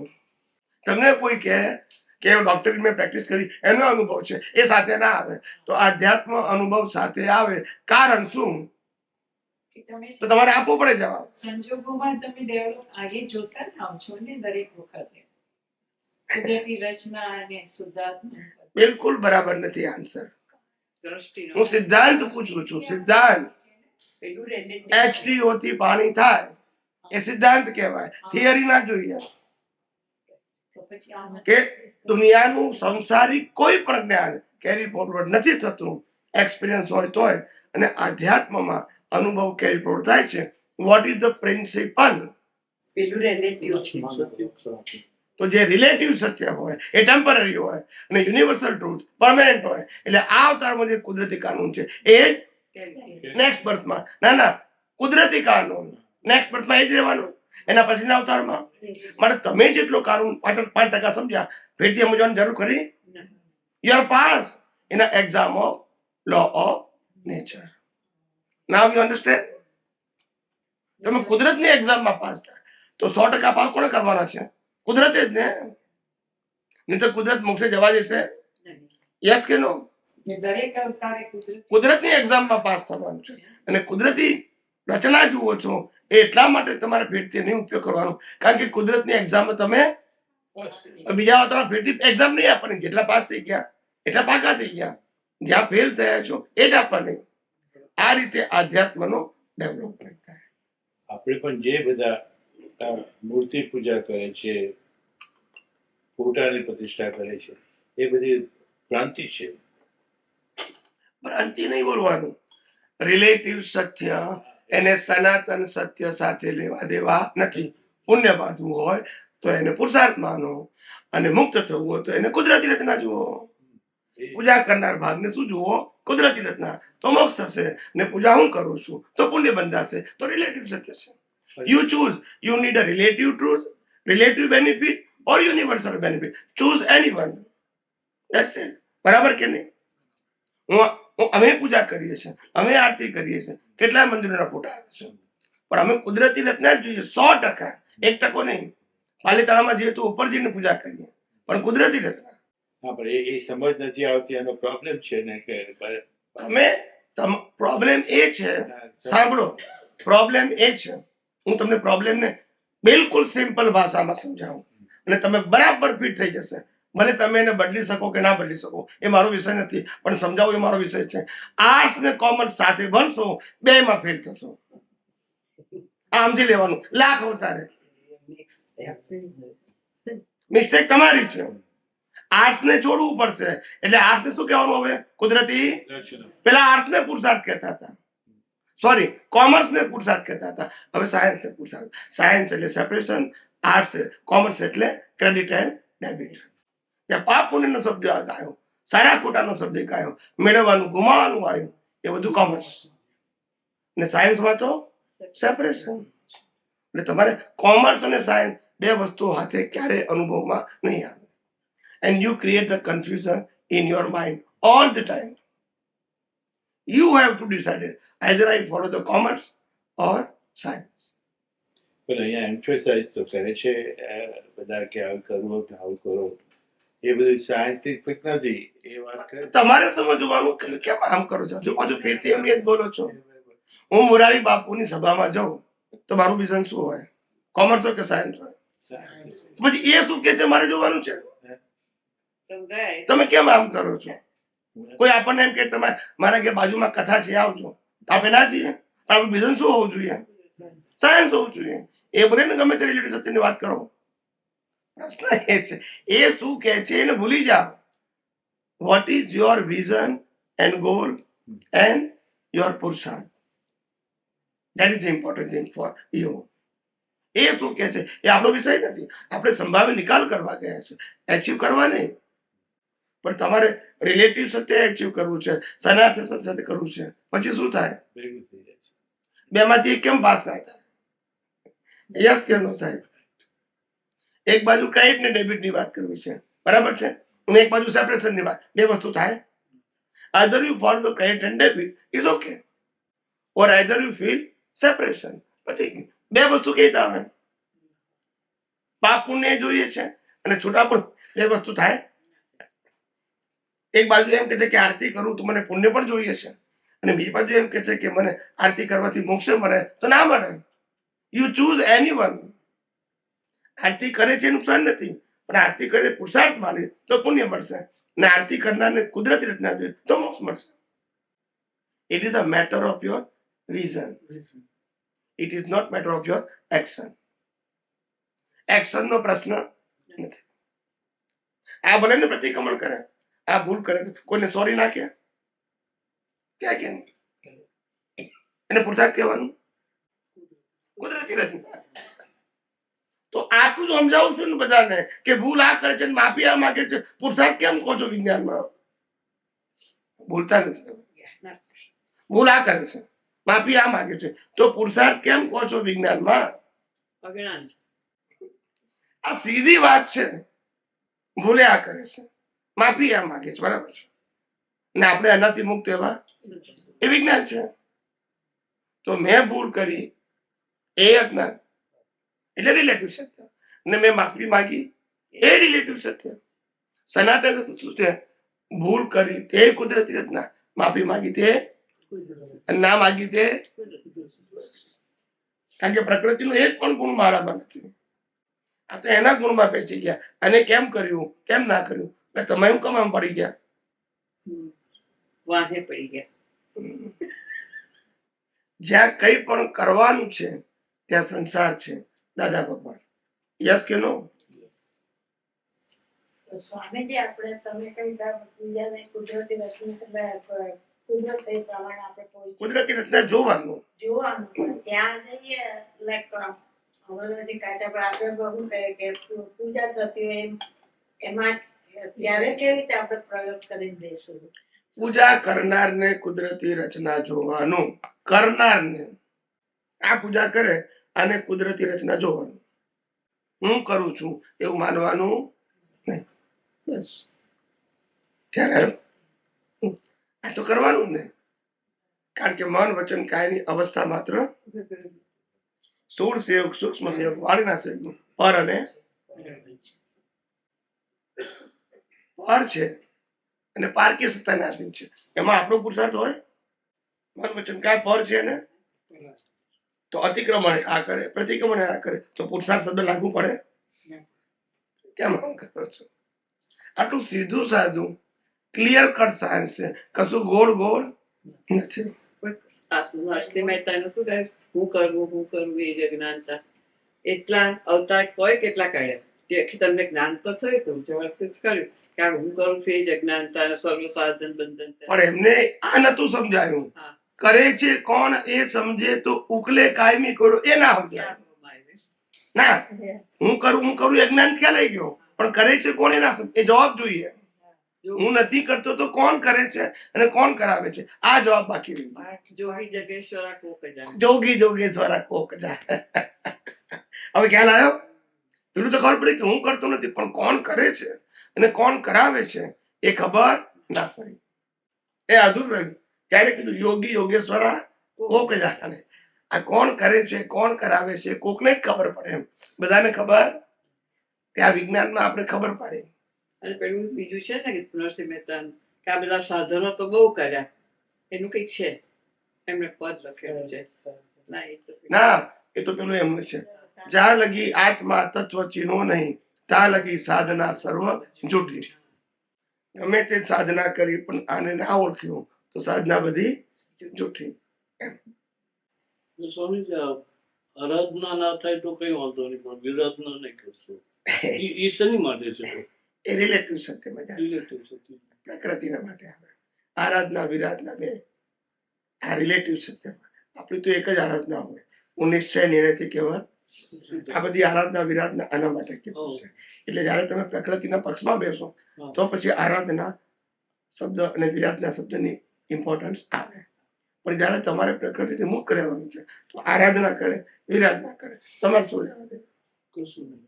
તો પછી ખ્યાલ આવ્યો? એ ધાર્મિક સત્ય છે, ધાર્મિક સત્ય, સનાતન સત્ય નથી. આપણું વિજ્ઞાન સનાતન સત્ય ઉપર આધારિત છે, ધાર્મિક સત્ય ઉપર નથી. બંને કોન્સેપ્ટ જુદા છે, ખોટા નથી, અને બંનેના ગ્રેડ જુદા છે. એ ગુચાયા કરીએ અમુક, એ તો થાય જ ને, થાય. સ્વામીજી પ્રતિક્રમણ માટે કહું છું મારું ઓબ્ઝર્વેશન. એક ભાઈ હતા, સાંભળજો, નાની જોક્સ થઈ ગઈ હતી, બધા બહુ હસ્યા હતા વડોદરામાં, 10-12 વર્ષ થઈ ગયા. તે એક ભાઈ કે અમે પત્ની પરણીને લાયા છીએ અને બધું નિભાઈએ છે, તો મારી વાઈફ નથી એવું કઈ રીતે માનીએ? એક તો પરણ્યા છે, બરાબર છે, અને નિભાઈએ છે, તો મારી વાઈફ ના કઈ રીતે માનીએ? કઈ રીતે કહીએ કે અમારો ઉદય કર્મ છે કે કુદરતી રચના છે? તારે મેં કીધું જેની વાઈફ છે ને એ જ કુદરતી રચના છે, શુદ્ધાત્મા પરણ્યો નથી, બોલતા નથી. તું શુદ્ધાત્મા છું એની વાત છે, શુદ્ધાત્મા થઈને તારે પ્રકૃતિને કુદરતી રચના, જે પરણ્યો છે તેને કુદરતી રચના છે. આની વાઈફ છે, તારી વાઈફ નથી. આવું ગેર ના બે. સમજાયું કે નહીં? ભાઈ વાઈફ છે સાચી, પણ આની કે તારી? તો આ કુદરતી રચના, તો વાઈફ પણ શેમાં જાય? કુદરતી રચનામાં. મારી ક્યાંથી આવી ગઈ? એટલે આવા ગોટાળા થઈ જાય, ક્લેરિટી ના આવે ને વિજ્ઞાનની, એટલે આવું થઈ જાય. આટલી એક મિસ્ટેક હોય તો કેટલા કર્મો બંધાઈ જાય છે. થઈ જાય ને, આ ચક્કર ચાલ્યા જ કરે. તો જ્ઞાની પુરુષે આપણને એક, તમે જે પ્રયત્ન કરો એ પ્રયત્નમાં તમને થાક ના લાગે, કંટાળો ના આવે, કેટલું કરવાનું એવું ના લાગે, એટલે એક રેડિયસ બાંધી આપી કે વધારે અમારી આજ્ઞા પાડશો તો 15 ભવ્ય મોક્ષ. ના સમજાય? ક્યારે આવી ગયું? પણ એવું ના કે અમે ઋષભદેવ ભગવાનથી અત્યાર સુધી અમારા કેટલા બહુ થાય, જો બધા હશે ને હજુ કેટલા થશે એની કોઈ ગેરંટી નહીં. અજ્ઞાન છે ત્યાં સુધી થશે, એમાં કોઈ ઓપ્શન કોઈના માટે નથી. સમજાય છે? આ બધું સમજવું પડે, ગોળ ગોળ ના ચાલે. કૃષ્ણ ભગવાન પ્રથમ તીર્થંકર થવાના છે પદ્મનાભ, સાંભળજો, પદ્મનાભ પ્રથમ તીર્થંકર થવાના છે આફ્ટર 82,000 years આફ્ટર, 82,000 વર્ષ પછી એ તીર્થંકર થવાના છે. હવે એમનું બર્થ જ તીર્થંકર તરીકે થવાનું છે, બરાબર છે? એ અત્યારે નરકમાં છે. ક્યાં છે? નર્કમાં. કેમ નર્કમાં છે? ક્યારે પડ્યો? શું થયું? બંધ પડી ગયો છે, પણ ક્યારે પડી ગયો ખબર નથી. આ બધું સિદ્ધાંત નથી સમજતા, એના કારણે તકલીફ છે. ખ્યાલ આવ્યો? આગલા મનુષ્ય ભાવમાં પડ્યો, આગલા, બિફોર, ઇન બિટવીન કોઈ મનુષ્ય ભાવ નહીં. સમજાય છે? સૈનિકના ભાવમાં આ કર્મ બંધ પડ્યો ને તીર્થંકરનું બીજ પણ પડી ગયું, થઈ ગયું. ને ત્યાર પછી અજ્ઞાન બંધ પડ્યા પછી અજ્ઞાન શું થઈ ગયું? ખલાસ થઈ ગયું. એ જ ભાવમાં પણ બીજ પડી ગયું હતું, એટલે ત્યાં જવાનું. અને તીર્થંકર પાછા મોક્ષે પણ જશે અને અનેક જીવોને મોક્ષે લઈ જશે. એટલે આગલા અવતારમાં બીજ પડ્યું. સમજાયું કે નહીં? પેન્ડિંગ શબ્દ બોલવાનો નહીં, પેન્ડિંગ નહીં, નવું કર્મ. સમજાય છે? આ બધું સમજો. તમે તમારી ભાષા બોલશો ને એ આ ટોળામાં ચાલશે, બહાર નહીં ચાલે. અમે દુનિયામાં જઈએ છીએ, સાયન્ટિસ્ટો પાસે જઈએ છીએ, આચાર્યો પાસે જઈએ છીએ, ગીતાના વેદાંતમાં, ને ત્યાં અમારી કસોટી થાય. મહાત્માઓને જે કોઈ શબ્દો હજી યાદ કરવાના, બારવાળા પૂછે અને તમે કન્વિન્સ કરો, તારે સાચું. સમજાય છે કે નહીં? When you talk about the science, તો પેલો તમને પ્રશ્ન પૂછશે, ખ્યાલ આવ્યો? કે તમે કહો છો કે અમને આત્મજ્ઞાન થઈ ગયું, આત્મા અમને મળી ગયો છે, બરાબર છે, આત્મજ્ઞાન મને આપી દીધું છે અને હવે બધા આત્મા જોઈએ છે. પેલો પ્રશ્ન પૂછે, હું જોવો છો? જોનાર કોણ અને હું જોવો છો? બે જવાબ આપો. કોણ જુએ છે અને શું દેખો છો? આ કહી દો, બોલો. ફાઇલ નંબર 1 જુએ છે. ફાઇલ નંબર 1 શુદ્ધાત્મા જુએ છે. ફાઇલ નંબર ડિસ્ચાર્જ કે પુરુષાર્થ કરે કઈ ખબર નથી આપણને, બોલતા નથી. વર્ષ ગણવાના, સિનિયોરિટી મને 25 વર્ષ થઈ ગયા, આ ગણવાનું. સમજણના વર્ષ ગણવાના કે જીવ્યા એના ગણવાના? સમજણ વગર શું કરવાનું? લાઈવ ઈગો છે એ શુદ્ધાત્મા હું છું ને સામેના શુદ્ધાત્મા છે, એનું ચેતન અવિનાશી અનંત શક્તિ વાળા છે, એ મારા લક્ષમાં છે. આટલું તમે જો કરી શકો કે જે મારા લક્ષમાં છે એ જ લક્ષ પ્રમાણે આત્મા એનામાં છે. જોવાનો પ્રશ્ન નથી. આત્મા એટલે આત્મા રૂપ, રસ, ગંધ, સ્પર્શ અને આકાર કઈ રીતે જોશો? આ બધી સમજણ નહીં તો શું કરવાનું? એ નિશ્ચયનો પ્રશ્ન છે. કયો પ્રશ્ન છે? નિશ્ચય. નિશ્ચયમાં હોવું જોઈએ કે આત્મા ચેતન છે, અવિનાશી છે, અનંત શક્તિ વાળો છે. એ મારા ભાઈ છે અને એવો બધામાં છે. બસ નિશ્ચય. એ આંખોથી જોવાનો વિષય. એ લાઈવ ઈગો પણ ના જોઈએ કે લાઈવ ઈગો નિશ્ચય કરી શકે, જોઈ શકે નહીં. લાઈવ ઈગોનું તો અસ્તિત્વ છે જ નહીં. અજ્ઞાનથી ઈગો છે અને અજ્ઞાન જાય તો ઈગો. આપણે તો કહીએ છીએ કે પ્રતિષ્ઠિત આત્મા જ્ઞાતા દ્રષ્ટા છે, તો પછી તે જય જોતો જ નહીં હોય. વળી પાછી ભૂલ કરી. ગુટાવાનું છે. આ આમાં શું થાય છે? પેલું વાંચે છે ચોપડીનું અને પછી આ સાંભળે છે. આપણે લાખ વખત કીધું છે કે જ્ઞાતા દ્રષ્ટા એ સ્વભાવમાં જાય માટે આત્માનું કહેવાય. જોવું જાણવું એ પુરુષાર્થમાં જાય. એટલે 1 મિનિટ હવે ના બોલશો એ લાઈવ ઈગોમાં જાય. હવે લાખ વખત કીધું છે તોય જ્ઞાતા દ્રષ્ટા આવી ગયું પાછું. મૂળ આત્મા સ્વભાવથી જ્ઞાતા દ્રષ્ટા છે અને જ્ઞાતા દ્રષ્ટા સ્વભાવને જ લાગુ પડે. પુરુષાર્થમાં જ્ઞાતા દ્રષ્ટા શબ્દ ના લાગુ પડે. જોવું જાણવું લાગુ પડે. Line of demarcation. જ્ઞાતા એટલે કીધું જ્ઞાતા દ્રષ્ટા સ્વભાવને લાગુ પડે. ને સ્વભાવ કોનો હોય? આત્માનો. પ્રતિષ્ઠિત આત્મા સ્વભાવ ના કહેવાય, પુરુષાર્થ કહેવાય. માટે એને જોવું જાણવું આવે. જુએ, જાણે અને કરેક્શન કરે. નાઉ યુ અન્ડરસ્ટેન્ડ? હા, પેલું સ્વભાવમાં જાય. એ મને ખ્યાલ હતો કે સ્વભાવમાં અરે હું કેટલી વખત બોલેલો છું. જ્ઞાતા દ્રષ્ટાથી એવો ખ્યાલ નહીં ગયા, પણ જોવું જાણવામાં જાય. જોવું જાણવું એ પુરુષાર્થમાં જાય. જ્ઞાતા દ્રષ્ટા એ સ્વભાવમાં જાય. જ્ઞાતા દ્રષ્ટા એ આત્માનો સ્વભાવ છે. એ ક્યારે વિભાવ થાય ને જોવું જાણવું પુરુષાર્થ છે. અને એના કારણે એ ક્યાં તો રિલેટિવ સત્ય જુએ તો પાપ પુણ્ય બંધાય અને સનાતન સત્ય જુએ તો સેપરેશન થાય. બસ બે જ ઓપ્શન છે. શુદ્ધાત્મામાં રહેવાનું અને કુદરતી રચના જોવાનું. બસ આ એનો પુરુષાર્થ. કોનો? લાઈવ જોવું અને જાણવું. હવે ચેતન ક્યાં છે અને બીજું બધું એ સિવાયનું શું છે બધું એટલું સમજાવો તો બધું ખ્યાલ આવી જાય. સિદ્ધાંત મૂળભૂત આવી જાય. ચેતન ક્યાં છે, જાગૃતિ ક્યાં છે લાઈવ ઈગોમાં, અને પછી બીજું બધું શું છે એ સમજાવો. ચેતન છે કે જળ છે? ચેતન તો આત્મા છે અને લાઈવ ઈગો એ આત્માની હાજરીમાં અજ્ઞાનથી ઊભું થયેલું ખાલી સ્ટેટસ છે. ઊભું થયેલું, એનું કોઈ પરમેનન્ટ એક્ઝિસ્ટન્સ નથી. અને અજ્ઞાન ઝીરો થઈ જાય તેનું અસ્તિત્વ ભલે બોડી હોય તો પણ જ્યાં જાગૃતિનું છે ને આખું એવું કહેવા માંગુ છું. પણ અજ્ઞાન એને જ્ઞાન તરીકે ગ્રહણ કર્યું તો અજ્ઞાન તરીકે એને જ માનવું પડશે ને, કારણ કે રિસીવ કરનારો જે છે એટલે અજ્ઞાન જ્ઞાન ને વિજ્ઞાન ત્રણેય સમજનારો ખાલી લાઈવ ઈગો છે. જેને દાદા ભગવાને બાવો કર્યો આપણને, Yeah. બાવો ને મંગળદાસ એ બાવો બાવ એને જ બાવામાં અજ્ઞાન બી દાદા હોય, ભગવાને. જ્ઞાન બી હોય અને વિજ્ઞાન બી હોય. અજ્ઞાન એટલે રિલેટિવ સત્યને ન માનવું, જ્ઞાન એટલે રિલેટિવ સત્યને માનવું, અને વિજ્ઞાન એટલે સનાતન સત્યને માનવું. બસ ટૂંકું ગોળ ગોળ. આપણે કોઈ માણસ હોય ને વ્યવહારમાં તો કે મંદિર જતો નથી, આ તો અજ્ઞાની છે.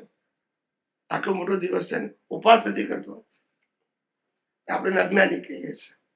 રિલેટિવ સત્યને ફોલો ના કરે એ અજ્ઞાની, રિલેટિવ સત્યને ફોલો કરે એ જ્ઞાની. અને રિલેટિવ સત્યથી મુક્ત રહે એ વિજ્ઞાની. બોલો. પણ પાછા જે આપણે જે ડિપ્રેશનની વાત કરી તમે કે એ કોઈનો આપણે ઈગો હર્ટ કર્યો હોય, ગયા વખતે એ કર્મનો ઉદય હોય, તો એનું પછી સોલ્યુશન શું? એવી રીતે બહાર શું કેવી રીતે એનામાંથી છૂટી જવાય? આપણે પગે ફ્રેક્ચર થાય બરાબર, ને 3 મહિનાનો ખાટલો આવે બરાબર. તો આ વિજ્ઞાનનો ઉપયોગ કઈ રીતે કરીએ એમ કહો. ડોક્ટર પાસે જવાનું ને અને વિજ્ઞાનનો ઉપયોગ કઈ રીતે કરીએ એમ પૂછું છું સાહેબ. ભોગવવાની ભૂલ એ રીતે કુદરતી રચના. કુદરતી નથી. જે ઉપાય કરે, પ્રયત્ન કરે, વેદના થાય, વેદનારો એ બધું જ કુદરતી રચનામાં આવે. કારણ કે એ તો હિસાબ છે, તારે તો વેદે છે. એ કુદરતી રચના જુઓ. શું જુઓ? એવું ડિપ્રેશન જે છે એ પ્રકૃતિને છે, ડિસ્ચાર્જ છે. એને કુદરતી રચના જુઓ તો એક્ઝોસ્ટ થાય છે, કરવાની છે જ નહીં. ડિપ્રેશન એક અવસ્થા છે ને અવસ્થા માત્ર ટેમ્પરરી અને કુદરતી રચના. જે ભોગવટો છે એ ભોગવી લીધું નથી. તો બીજું શું? ડિપ્રેશન એ ભોગવટો છે અને ભોગવટો ઇઝ ઇક્વલ ટુ કુદરતી. તો આપણે જોવાનું શું? કુદરતી રચના.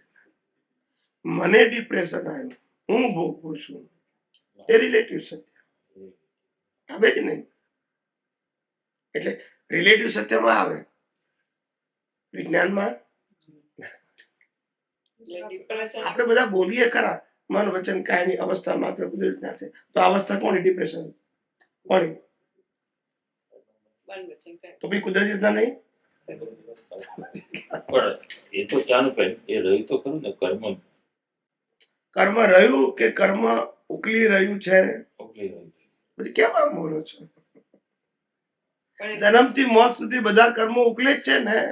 પણ એમાંથી બહારથી છૂટવા માટેનો જે પુરુષાર્થ કુદરતી રચના. ના એ તો દ્રષ્ટિના લેવલ છે. પણ જેને કદાચ દ્રષ્ટિ ના સમજાય એ તો બહારના ઉપાયો કરતો હોય, તો બહારના ઉપાયો પણ એ કુદરતી રચના જ છે ને. ડોક્ટર પાસે જવું, સાયકોલોજીસ્ટ પાસે જવું, એવરીથિંગ. મેં શું કીધું કે ફ્રેક્ચર થયું ત્યારથી મટે ત્યાં સુધીની બધી અવસ્થાની કુદરતી રચના જોવી. એમ તો હું પેલા બોલી ગયો. બધી પછી એમાં બધી આવી ગઈ. 4 ડોક્ટર પાસે જાઓ તોય કુદરતી રચના, ને એકે ના આપ જાઓ અને ઘેર કોઈ વૈદ્ય બેન બેહાડો તોય કુદરતી રચના. એનો પ્રશ્ન બધી જ અવસ્થા પછી સવાલ કહે છે. ને કુદરતી રચના જોઈ છે તો અસર ઓછી થઈ જાય છે. ના, અસર ઓછી ના થાય. જેને અસર થાય એનાથી છૂટા રહે. દાખલા તરીકે તાવ તમને આવ્યો ને હું જોઉં તો મને તાવ ના આવે એવું, કારણ કે છૂટા છે. તમને ફ્રેક્ચર થયું, હું જોઉં તો મારું ફ્રેક્ચર મને દુખે નહીં, કારણ કે એવું દ્રષ્ટિથી શું થાય, આને ભોગવટામાં પ્લસ માઇનસ ના થાય. પણ જેને ભોગવટો છે ને છૂટા રહીએ એટલે લાઈવ ભોગવટો ના હોય. કયો ભોગવટો? આ લાઈવ ભોગવટો નુકસાન કરે છે. આ કર્મ લાઈવ ભોગવટાથી થાય છે, મેં ભોગવ્યું એનાથી થાય છે. પણ ભોગવનારને જોઈએ ક્યાં લઈ ગયો તો આપણને ભોગવટો તો એ રાગદ્વેષ કરવાની ક્યાં જરૂર છે? અને સજને તો ભોગવટો આવે છે કમ આપણે છું. રામકૃષ્ણ મહાવીર નહીં આવે પછી પણ એટલે મેન્ટલી જે બધું થઈ ગયું એમાં એકદમ ઓછો માઇલ થઈ જાય. એટલે છૂટા રે એને કારણે લાઈવ વાળા ભાગમાં બિલકુલ અસર ના થાય, Right. ડિસ્ચાર્જ વાળા ભાગમાં 100% અસર. પણ તમે છૂટા રહ્યા માટે એનો અનુભવ થયો છે. મેં સારું નહીં પણ તો ભલે કહો ઉપયોગથી ઘણો બધો અનુભવ થયો છે. Like મને એટલે છૂટું રહેવાય એનો પ્રતિક્રમણનો તમને કહું કે પહેલા પ્રતિક્રમણ શું કે આપણી સાથે આપણી ફાઇલ ખરાબ હોય ને તો કે પ્રતિક્રમણ કરો. પ્રતિક્રમણ કરીએ પણ મને બી લેબર જ લાગતું હતું કે આ તો કરીએ પણ પછી પાછા થોડા દિવસ પછી પાછો ઝઘડો થાય, રાઈટ? તો પાછું એ બધું ચાલુ થઈ જાય. તો જયારે મેં કુદરતી રચના જોયું ને પછી મેં જોયું કે આનો ને આનો હિસાબ તૂટી રહ્યો છે, એ શુદ્ધાત્મા છે ને હું શુદ્ધાત્મા છું, તો આખું એનું અસર ઓલી ઓછી થઈ ગઈ ને મને એકદમ ઓબ્ઝર્વેશન થી બહુ જ લાગ્યું. બેયની પ્રકૃતિ બનાવી કુદરતે, રાઈટ, બેયની પ્રકૃતિ ચલાવે કુદરત અને બેયની પ્રકૃતિનો અંત કુદરત લાવે. આપણે શું કરવાનું? પ્રકૃતિ માત્ર આપણી કે એની કુદરતી નો ડિટેલિંગ એ જ એક્ઝામ કર્યું ને તો ઇટ મેક છૂટું રહેવાય. અસર મુક્ત કયો લાઈવ ભાગ અસર મુક્ત આને તો થાય આને તો થાય પણ અસર મુક્ત થઈ ગઈ. નહીં તો પછી કર્મ કહેવાય જ નહીં ને. કર્મનો ભોગવટો ના આવે તો કર્મ ના કહેવાય. એટલે આને ભોગવટો છે. તમે જોઈ શકો કે એમને બી ઓલું થઈ ગયું 100% એમ છુટાડી શકાય, 100% રહી શકાય. લાઈવ ભાગને સહેજ પણ અસર ન થાય, એ થાય. આને તો થાય. પછી બીજું કહી દઉં તમને ચાન્સ મળે તો કે આપણે મૂવી જોતા હોઈએ, કંઈક પિક્ચર જોતા હોય, પછી એમાં ઇમોશનલ સીન આવે, રાઈટ? એટલે આપણે કેમ ઇમોશનલ થઈ જાય કે હવે શું થશે, હવે શું થશે. પછી બધી વિચાર આવ્યો કે આ તો ઓલરેડી ફિલ્મ ઉતરી જ ગઈ છે 3 કલાકની, એમાં તો જે આવવાનું છે આવવાનું છે. તું મેન્ટલી ઊંચી નીચી થાય કે ગમે તે થાય, it does not make difference. એવી જ રીતે આપણી લાઈફમાં પણ આપણું આખા કર્મો આપણા સ્પાઉસ સાથે કે જેની સાથે બધા જ બંધાઈ રહેલા છે ને એ ઉકલવાના જ છે કોઈ પણ હિસાબે. તો એમાં પછી આપણે ઇમોશનલ થઈ જાય અને ગભરાઈ જાય કે હવે કાલે શું થશે, કે આને કઈ થઈ જશે તો શું. એ બધું છે ભય હતો, એમાં મને ફેર પડો લાગવા મળ્યો. હજુ મારે બેઝિક લેવલ છે, I need to go more high. પણ ઇમોશનલ પ્રકૃતિ થાય કે લાઈવ થાય? પ્રકૃતિ થાય પણ કુદરતી રચના. હા એટલે કુદરતી ઇમોશનલ થાય તો કુદરતી રચના, ના થાય તો પણ ના એટલે જે ભય હતો ને ભય એની બેઝિક એકદમ સ્થૂળમાં કહું છું. તો ભલે સેપરેટ થતા થોડી વાર લાગે, હા પણ એટલે ઇફ આઈ ટ્રાય મોર એના પર ઉપયોગ એવી રીતે મૂકે તો એને ઘણું હેલ્પફુલ થયું. બહુ સરસ થાય, બહુ થાય.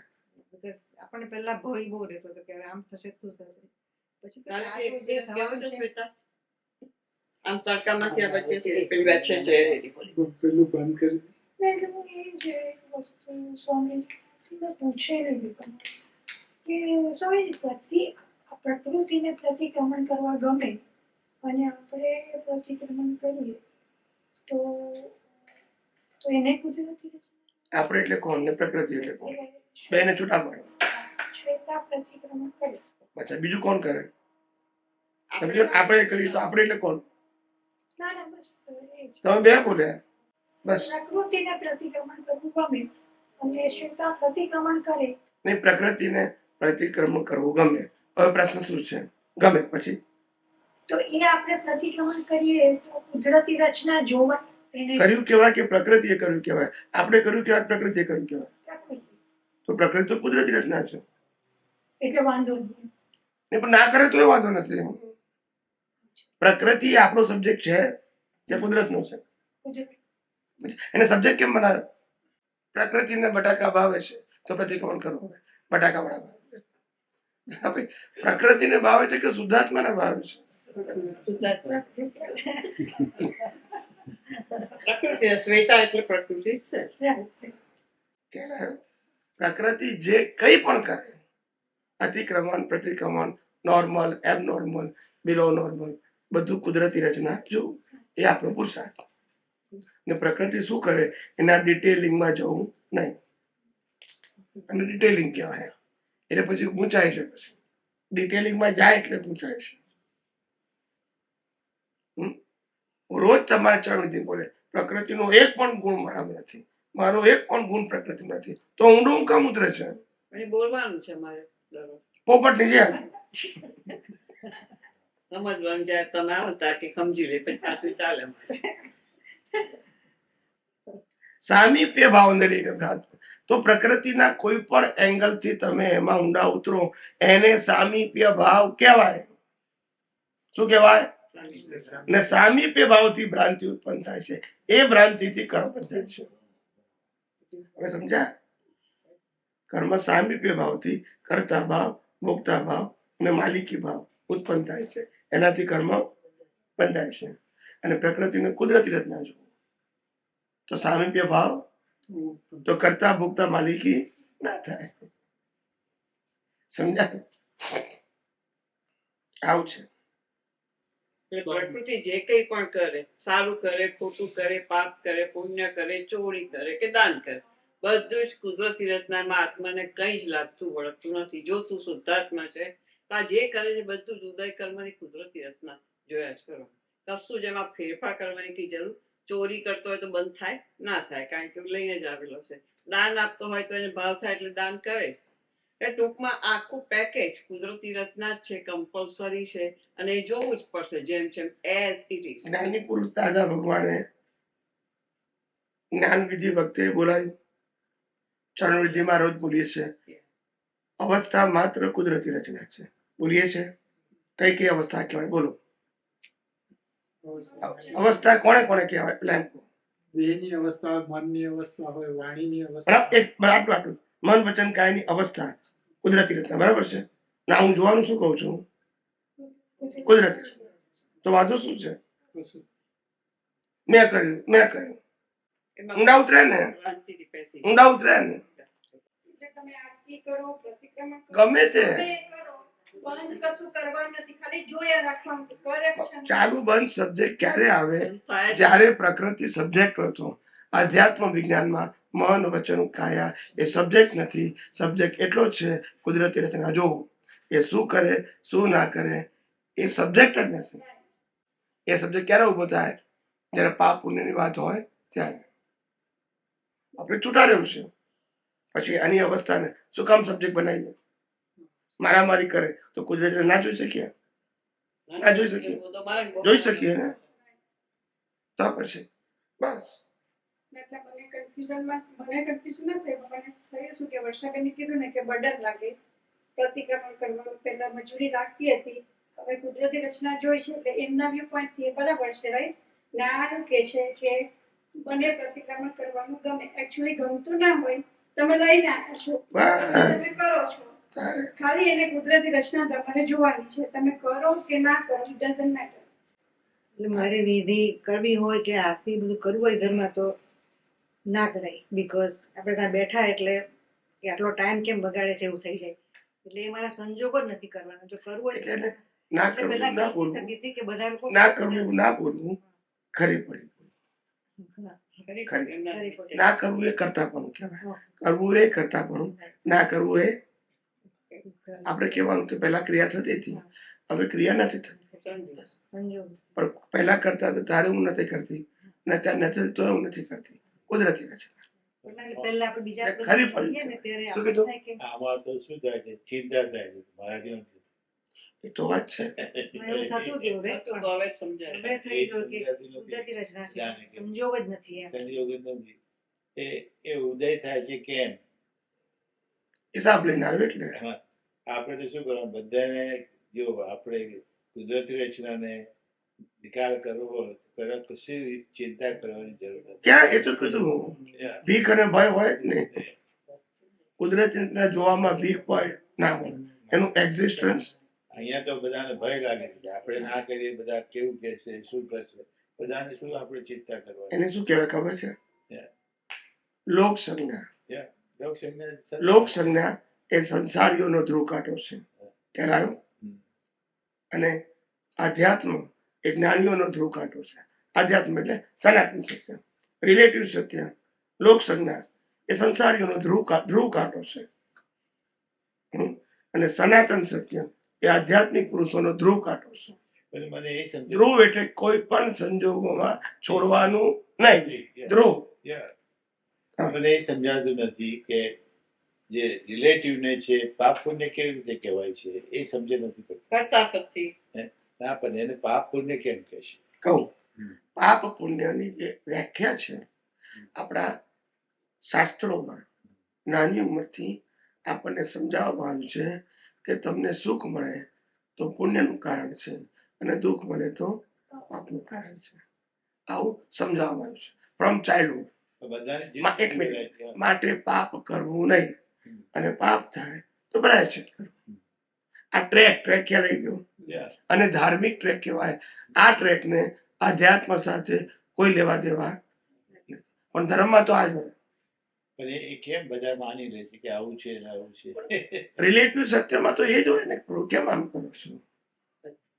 હવે ચોરની વસ્તુ હોય એ શું કે ચોરી કરીશ તો મારા ફેમિલીનું થશે, તો એને જુદો ટ્રેક હોય ને આપણે જુદો છે. તે બધાને ત્યાંથી પાપ પુણ્ય ગણવાનું કે ના ગણાય? ચોર એટલે શું? ચોરી કરે તો એને કે તો મારા ફેમિલીનું પોષણ થાય છે, એ મારા માટે સારી વસ્તુ છે. એની belief છે ને, belief છે. ને આને આપણે આ બાજુ કહીએ કે ચોરી કરી ખોટું છે. એકની માન્યતા આવી છે, બીજાની માન્યતા જુદી છે. તે કયું પાપ ને કયું પુણ્ય? એટલે આ બધી બુદ્ધિની કસરતો છે બધી. હા, ખ્યાલ આવી ગયો? વાઈફને $100 આપ્યા હોય અને $90 નું શાક લઈ અને કે હો પતી ગયા, એ ચોરી જ છે. પ્રકાર જુદો છે. ચોરી જ છે ને તાર બીજું શું? પ્રકાર જુદા છે. 8 કલાકનો પગાર લઈએ અને 2 કલાક બાથરૂમમાં પાણીમાં નાસ્તામાં કાઢી નાખીએ, બીડી પીવામાં, એ ચોરી જ છે ને. એવું ઘણા કરતા હોય. એટલે હું કહું છું ના ચોપ આપણે જોયું હોય ને. બધી ચોરી જ છે ને, પણ આપણે એમાં પડવા નહીં. આ તો બધી રિલેટિવ સત્યનું જ્ઞાન છે. આપણા વિજ્ઞાનમાં ના આવે. આ તો વ્યવહારની વાત કરું છું. વિજ્ઞાનમાં તો આવે જ નહીં. કુદરતી રચના. વ્યવહારમાં તો આવું બધું ચાલ્યા કરે. તમે જોબ પર એવું સબ્જેક્ટ નીકળે કહું છું, પણ લાઈક એવું મેં પણ બહુ જોઉં છું કે બધા ચોરી રમી ખાતા હોય છે, કશું કામ કરે નહીં ને આમ તેમ સંતાય, બીજા રૂમમાં સંતાઈ રહ્યા હોય તો આપણે કરતા હોય એટલે આપણને દેખાય કે સારું આ તો બધા મફતિયા કશું કામ કરતા નથી. આપણે એવું કરે છે. નહીં એવું નથી. આપણને લાગે એવું. એવું લાગે એટલે એમ થાય કે આપણને પ્રિન્સિપલને કહી દેવા જેવું છે કે આ કઈ કામ કરતા નથી, સારા બધા રૂમમાં બેસીને તેમ ગપ્પા માર્યા કરતા હોય છે. એટલે એવું આપણને થાય એમ ખાલી કહું એટલે એ વાત કુદરતી રચના જ છે, પણ આપણને બુદ્ધિ આપણને બતાવે ને કે કામ કરતા નથી તો why do they collect money. આ બધું આ તો આખી વિશિયસ સાયકલ છે. સંસાર એટલે વિશિયસ સાયકલ. એકબીજાના આધારે ચાલે. શું કીધું? એટલે દાદા ભગવાન કહેતા હતા આ દુનિયા ગાડાઓથી ચાલે અને ડાયા થાય રહ્યા જ નહીં. સમજી જવાનું. ડાયા એ રહ્યા જેને સમજાઈ ગયું કે આ બધી કુદરતી રચના છે, પછી કોઈને સુધારવા રહે. આ તો હસબન્ડ ને વાઈફ ને છોકરાઓને સુધારવા જાય છે, સાસુ ને વહુ ને સુધારે છે. તો અહીંયા રો તારે સુધારવા. દાદા કે આપણે મોક્ષે જવાનું હોય ને ધોતિયું ભરાઈ જાય તો કાઢવા ના રહીશ કે. દાદા ભગવાન ની વાત કરું એમને કહેલું છે, અમે તો પ્રત્યક્ષ સાંભળ્યું છે. મીન્સ એની ઇમ્પોર્ટન્ટ ના કહેવાનો મતલબ એમ છે. કુદરતી રચના જુઓ એટલે કોઈ પણ વસ્તુની ઇમ્પોર્ટન્ટ ના એટલે ખબર પડે છે કે બુદ્ધિની સ્ટ્રગલ બુદ્ધિ આવું મને કહે છે એમ. પછી એમ થાય કે આ કુદરતી રચના છે, એનો હિસાબ એવો લઈને આવે એટલે એ પ્રમાણે જ કરે છે. પણ કોઈ વાર એવું આપણને વધારે પડતું થઈ જાય કે એટલે હું એવું કહું કે આ વિજ્ઞાન ઇઝીલી એપ્લાય કરવું હોય તો આખા ડે ટુ ડે લાઈફને એપિસોડ તરીકે જુઓ. શું કીધું? એમ કે આજે કઈ તારીખ થઈ? 5/8/2024. આજનો એપિસોડ પતી જાય, આવતીકાલે યાદ નહીં કરવા, નહીં તો નવો નહીં દેખાય. બેમાંથી એક જોવાય, ગઈકાલનો જુઓ કે આજનો જુઓ. વર્તમાનમાં વર્તે સજાશો એ તો ગઈકાલનું ના જુએ. વર્તમાનનું વર્ત. ખ્યાલ આવ્યો? ગોન. એટલે જ મેં Past is already past and the future is not coming. Live in a present. That's it. શું કીધું?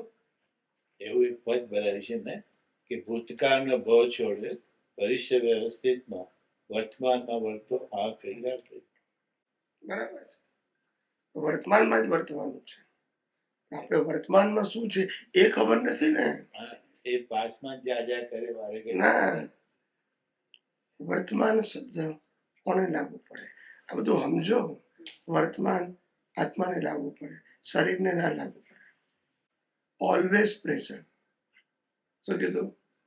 અને બાળી નાખો તોય એને વર્તમાન. આને તો અવસ્થા પડશે, એને વર્તમાન ના હોય. આ તો મિકેનિકલ છે. મિકેનિકલ ને વર્તમાન ના વર્તમાન હોય જ નહીં. ઓટોમેટિક એક્ઝોસ્ટ થઈ રહ્યું છે, એને વર્તમાન સાથે શું લેવા દેવા છે? વર્તમાન આત્માને વપરાય અને વર્તમાન જ્ઞાન દશાને વપરાય, વર્તમાન અવસ્થાઓને ના વપરાય. એટલે જે વિજ્ઞાન છે એમાં વર્તમાન શબ્દ આવે અને આત્મામાં આવે. રિલેટિવ સત્યમાં વર્તમાન શબ્દ ના આવે. બધા ભલે વાપરે ખરા, ના વપરાય. વર્તમાન એટલે એક મિનિટ, વર્તમાન એટલે હું છું તો સંજોગ છે. સંજોગ છે એટલે હું નથી. Because I am, the circumstances there. So I am always, and the circumstances are come and go. એને વર્તમાન કહેવાય. વર્તમાન એ આત્માની હાજરીમાં અત્યારે લાઈવ ઈગોની જાગૃતિને કહેવાય. કારણ કે એના લક્ષમાં છે હું શુદ્ધ આત્મા છું. એને વર્તમાન કહેવાય. વર્તમાન એ ક્રિયા નથી, વર્તમાન એ એક્ઝિસ્ટન્સ છે. Attention. એક્ઝિસ્ટન્સ. તમે એને વર્તમાન કહેશો તો એક સેકન્ડ પછી બદલાઈ ગયું, બીજી સેકન્ડ બદલાઈ ગયું. વર્તમાન કે જ કહેવાય. પણ આત્મા તેનો હું શુદ્ધ આત્મા છું એ કોઈ પણ અવસ્થામાં બદલાતું માટે એમાં રહેવું એ વર્તમાન. આ દેવમાં રહેવું તે નહીં. લોકોને ભાષા નથી ખબર પડતી. એટલે સમજમાં બેઠા પણ પછી કે નહીં પણ અમને તો બધું વાંચેલું છે ને. વાંચેલું બધું છે. પણ સમય તત્વ જે કાળ તત્વ છે એ અવસ્થામાં જાય ત્યારે જે લાગુ પડે ને. વર્તમાન જો આત્મા હોય તો સમય કાળ એ અવસ્થાઓને જ લાગુ પડે છે. જે દશામાંથી ઉતરે ત્યારે સમય હંમેશા વર્તમાન હોય, ભૂત ભવિષ્ય અવસ્થા રૂપે છે. સમય કોઈ દિવસ ભૂત ભવિષ્ય હોય જ નહીં. તત્વ રૂપે વર્તમાન છે, અવસ્થા રૂપે ભૂત ભવિષ્ય છે. સમય વર્તમાન જ હોય. સમયના 3 પીસીસ ના હોય. By real view point, relative view point હોય. તો સ્થૂળ ભાષામાં વર્તમાન નહીં, ખાલી ભૂત અને ભવિષ્ય. એક ક્ષણ ગઈ એટલે ભૂત અને બીજી હું છું ને, હું તો કાયમ નો છું ને. અવસ્થા આવે ને જાય, હું તો તેનો તે. તો હું શુદ્ધાત્મા છું, એની અવેરનેસ એને વર્તમાન કહેવાય. એ સમય તો બીજું શું? તો આમ બેહાડે છે. જે સામાયિકમાં બેસવાનું નહીં એ તો મૂર્તિઓ બિહાડે છે. હોતું કે તો ધ્યાન કરાવે. એટલે જો વન્સ અગેન સામાયિકમાં કોણ બેસે? પ્રકૃતિ. પ્રકૃતિને શું જોવાનું? કુદરતી રચના. અને હું કોણ છું? બસ. તો વાંધો શું છે? રોજ આ રસોડામાં સામાયિક જ કરે છે. કલાક 2 કલાક એનું એ જ મીઠું મરચું ખાંડ. એમાં જ લોકોને ઇન્ટરેસ્ટ હોય છે. અને આ લોકો જોબ કરે એ સામાયિક છે. એનું એ જ કોમ્પ્યુટરની રમત. અને અમે આ સત્સંગ કરીએ એ સામાયિક. બીજું શું? આનું આ બધાના રોલ છે ને. શું છે? કવિરાજનું પદ છે. પુરુષાર્થ થોડું છે. કવિરાજનું પદ છે ને, ચોરીનું ફળ જગત મજૂરી, પરિગ્રહી કાયા અગન ધૂળી. કરતા ભાવે કરે. એ કરતા ભાવ. આ બધું કરતા, આ બધા રિલેટિવ સત્યની વાત સાચું છે. ચોરી તમે હમણાં કહી કે જે કરવાનું હોય ફરજ બજાવવાની, બજાવી નહીં, એ ચોરી ખસી ગયો. તમે ના કીધું જોબ પર કરવાનું? આ હમણાં વાત કરતા હતા કે જે આપણા વિજ્ઞાનમાં ના આવે. ના આવે પણ એ તો રિલેટિવ છે. આ તો તમને ખાલી મેં એ વાત નીકળી એટલે સમજાયું. આપણે કુદરતી રીતના જોઈએ ને, એ પ્રકૃતિનું એક પણ ગુણ મારામાં નથી. કામ ન ઉતરું? એ ચોરી કરે કે ના કરે, એ એનો સંજોગ છે. આ સંજોગ કુદરતે આપ્યો છે. એની પાસે સ્વતંત્રતા નથી. આ તો મશીન છે. એટલે આપણે મશીન તો કઈ ભૂલ કરે? અને મશીનને સંજોગ કોણ આપે છે? કુદરત. મશીનની શું ભૂલ? મશીનનું કાપવાનું હોય, બરાબર, કટિંગ મશીન હોય, એમાં તમે હાથ નાખો તો કાપી નાખે, તો પાપ લાગે? ના લાગે. ત્યાં કેમ ખબર પડે છે? નહીં પાપ લાગે. પણ એ ખાલી બોલવા પૂરતું ના બોલાય, નહીં? હે? બોલવા પૂરતું ના બોલાય કે આ કુદરતી રચના છે, આપણે ના, મેં જાગૃતિ કીધું. હા, એ કહું છું. ના બોલો તોય ચાલે, જાગૃતિ જોઈએ. જાગૃતિ જોઈએ. જાગૃતિની વાત છે, જાગૃતિની જ વાત કરું છું ને. એટલે તો મેં કીધું કે શુદ્ધાત્મામાં રહેવું, કુદરતી રચના જોવું એ લાઈવ ઈગોનો પુરુષાર્થ છે, મન વચન કાયાનો નથી. પછી બોલવાનું ક્યાં બોલવાનું. આવ્યું? ખ્યાલ આવ્યો? અમારે વડોદરામાં તો એક પટેલ હતા, તે 5-6 વર્ષ થઈ ગયા જ્ઞાન લીધે. એ દાદાનો સ્વભાવ જાણે. એકવાર હતા કે આગળ આવો, એટલે પટેલ કઈ રીતે સંભાવે નિકાલ કરો શકે છે, આ બધાને સમજાવો કે છે. તો કે દાદા હું શું કરું, મને જ્યારે ગુસ્સો આવે વાઈફ ઉપર, ત્યારે હું પ્રાર્થના કરું, એ શુદ્ધાત્મા ભગવાન તમે ખસી જાઓ, પછી મારું કે છે. સંભાવે નિકાલ, શુદ્ધાત્માને નહીં મારવાનું. પ્રકૃતિ ભૂલ કરી તો પ્રકૃતિ નથી. બધા એટલું બધું હશે, એટલું બધું હશે. એટલે આ બધું વિજ્ઞાન ના સમજાવ્યું એના કારણે. કેમ ના કહે તો છે? એ તો આ તો રિલેટિવ સત્ય જ હોય ના. ગમન નથી કરતો, આ બનેલું કઉ છું. બરાબર છે. હા, ના હાસ્ય. કે હું કહું, હું ગુસ્સે થયું ને વાઈફ પર, ત્યારે અંદરથી બોલું પેલા શુદ્ધાત્મા ભગવાન તમે ખસી જાઓ, પછી ખગડાવું કે છે. હમણાં એક પણ ગુરુ પૂર્ણિમા ઉજવાય ને, બધા બહુ હશે પછી. નરેન્દ્રભાઈ નથી ન્યુયોર્કમાં, આ જૈનભાઈના સગા શું થાય? હા, કાણો હા, તે એમણે પહેલા જો વર્ષો પહેલા કહેલો, તો કે છે કે હું આ બાપુ બાપુ છે કે સમજી ગયા. કે ઢોલક વગાડતા હોય ને, તો પછી આમ ઠોકાઈ જવું કે કેમ જોરથી ઠોકો છો, કે આ એક બાજુ પત્નીનો ફોટો ને એક બાજુ હાહુ નથી, ઘરે ના થાય તો અહીંયા ઠોકી કાઢજો. કારણ કે બેની વચ્ચે સેન્ડવિચ છે, આમ જાય તો માર ખાવાનું. એટલે કે અત્યારે બેની ઠોકી દે કે ઠોકે રાખીને. યા નરેન્દ્રભાઈ બરાબર છે. બાપુ મળ્યા હતા ને આ વખતે, હા સત્સંગમાં આવે 5-6 વખત આવ્યા હતા. સ્વામીજી તમે એકવાર કહેતા હતા કે તમારો ભાવ છે કે આ ભાવ નહીં પણ બીજા ભાવમાં જે કોઈ તમને ભેગું થાય તો તમારે શબ્દ કેવું ના પડે, એ અમારું ચારિત્ર બોલે, ચારિત્ર હોય. એ અમારો ભાવ છે કે તમારી લાઈફ કેવી જોઈએ, તો કે અમારે આ બોલવું ના પડે, અમારું ચારિત્ર બોલે, વગર બોલે એને સમજાઈ જાય. અથવા તો શોર્ટમાં એક વાક્ય બોલું ને આખું જીવન બદલાઈ જાય. એ તો તીર્થંકરોની હોય. લાંબુ નહીં, લાંબુ નહીં, આટલું બધું નહીં સમજાવવાનું, ત્યારે બધું મગજનું દહીં થઈ જાય. It's not in me, yeah. પેલા કે રાયતું બનાવી નાખીએ, આનું ના બને. નથી કહેતા ભેજાનું દહીં કરી દે. ના, એટલે તમે સમજવાનું આ વિજ્ઞાન શું છે. વિજ્ઞાન is fully awareness with a vision of universal truth. એમાં રિલેટિવ ટ્રુથ આવવું જોઈએ, એની અવેરનેસ જ કાઢી. એટલે અવેરનેસને એક્સપેરિમેન્ટ કહેવાય અને મન વચન કાયની ક્રિયાને એક્સરસાઇઝ કહેવાય. આપણે એક્સરસાઇઝ એ આપણો વિષય નથી, ક્રિયા આપણો વિષય નથી. એક્સપેરિમેન્ટ એટલે પ્રયોગ, છૂટાપડાનો પ્રયોગ. તમે ચારિત્ર બોલો એટલે સમજાવો કઈ રીતે તમારું ચારિત્ર બોલે? ઉદયમાં જેવું આવે, ઉદયમાં એવું આવે. અચ્છા, આજનું બીજ નેક્સ્ટના ફળ આવે ને. પણ ચારિત્ર એટલે શું થશે? પ્રેઝન્સ, તમારી પ્રેઝન્સ ની સામે બદલાઈ જાય કે પ્રેઝન્સથી બદલાય, જોઈને બદલાય, અને એક વાક્યથી આખું લાઈફ બદલી જાય. બહુ કહેવું ના પડે એને, પણ એમાં પાવર બહુ હોય. હે? પાવર બહુ હોય. જેવું દાદાનું યશનામ કર્મ હતું એવું. યશનામ કર્મ તો ઘણા બધાને હોય. યશનામ કર્મ તો ઘણા બધાને હોય.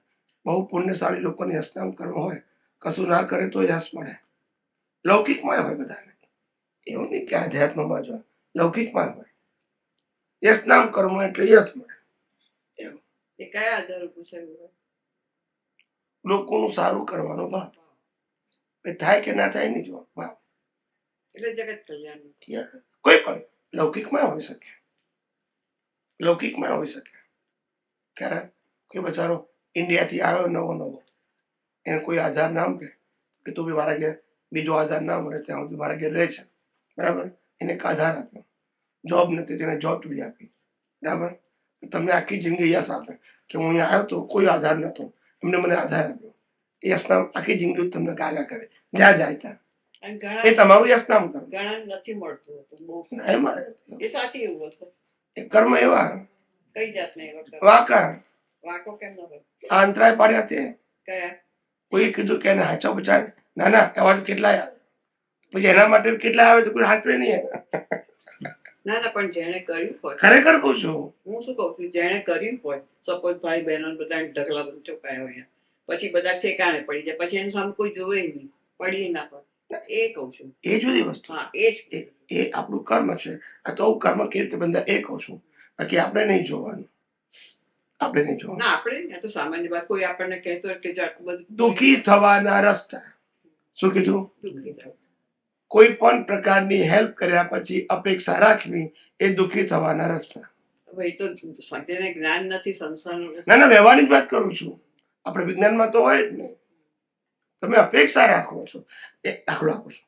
મેં નક્કી કર્યું કે મારે બધાને મફત ટિફિન ગરડા માણસોને, અપંગ માણસને કે ભૂખ્યા માણસને આપવું છે, રોજના 100 ટિફિન, બરાબર છે. એ મેં નક્કી કર્યું.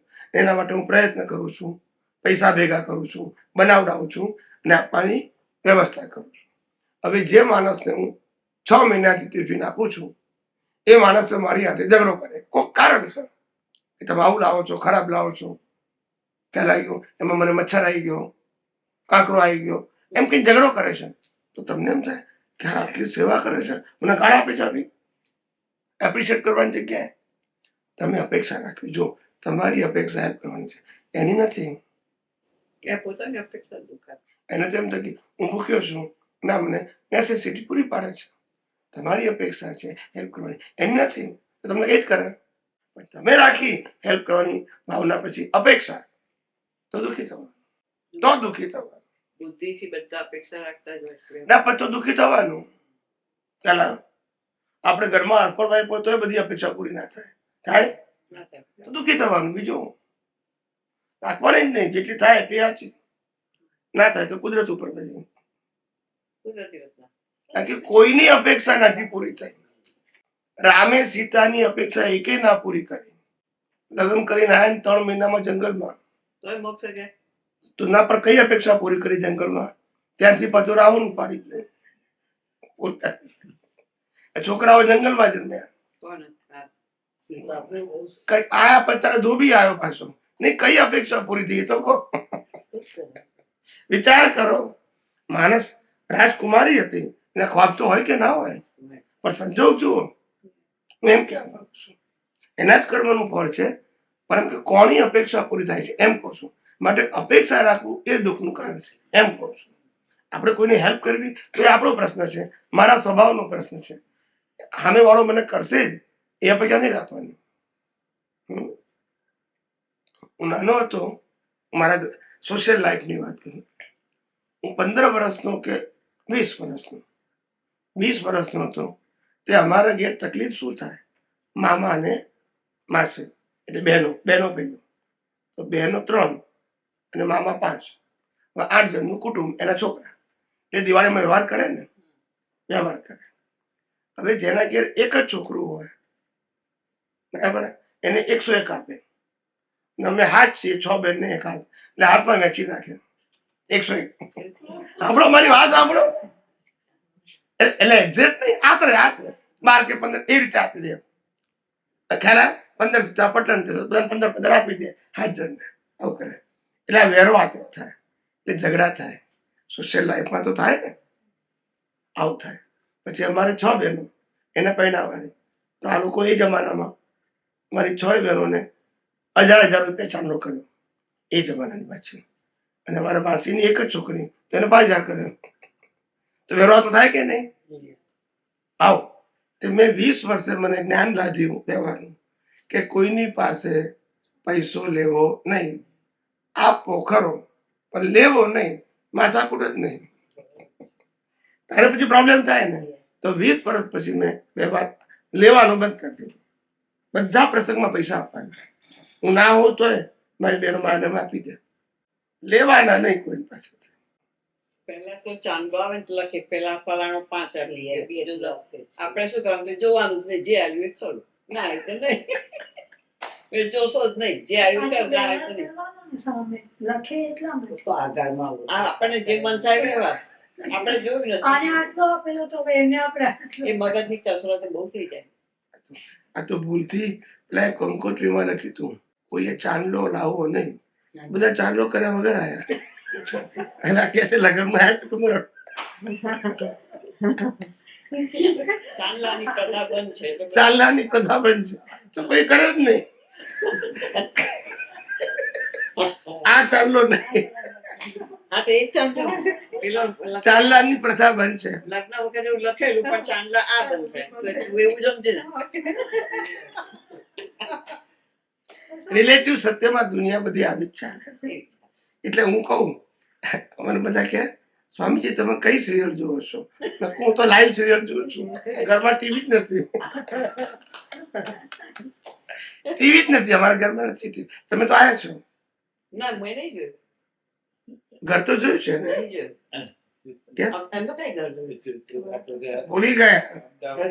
તમારા ઘરમાં એ તો ક્યાં ઘર એપાર્ટમેન્ટમાં, પણ તમારું ઓરિજિનલ ઘર ત્યાં પહેલા અત્યારની વાત, પેરેન્ટ્સ ના ઘરમાં તો હતું ને. તે શું છે?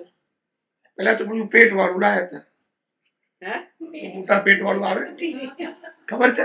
આ મોટું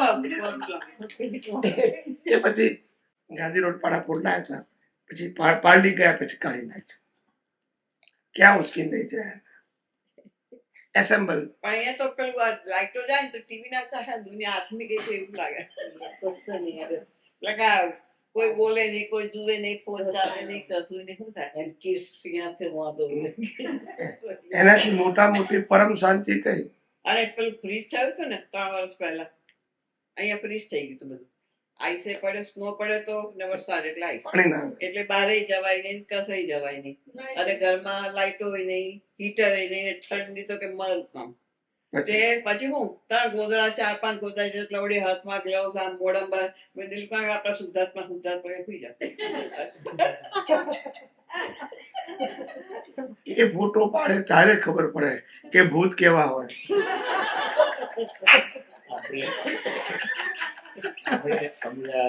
આપણે વરસાદ પડ્યો હતો ને, આપણે તમારી વાવાઝોડા હતી. તો આ બધા બીજા ઘેર જવા જાય, હું મારા ઘર પણ જ કરતો, કશો વાંધો નહીં. મેં કીધું અંદર આપણે શું એ કુદરતી રચના, અમે કહે કુદરતી રચના. આંખો બંધ કરો પછી બધું અંધારું જ છે, આ ખોલો એની ઉપાધિ છે. મને કઈ તકલીફ નહીં. આ લોકો તો કે વિચાર અને આવું થશે આવું થશે. It's okay.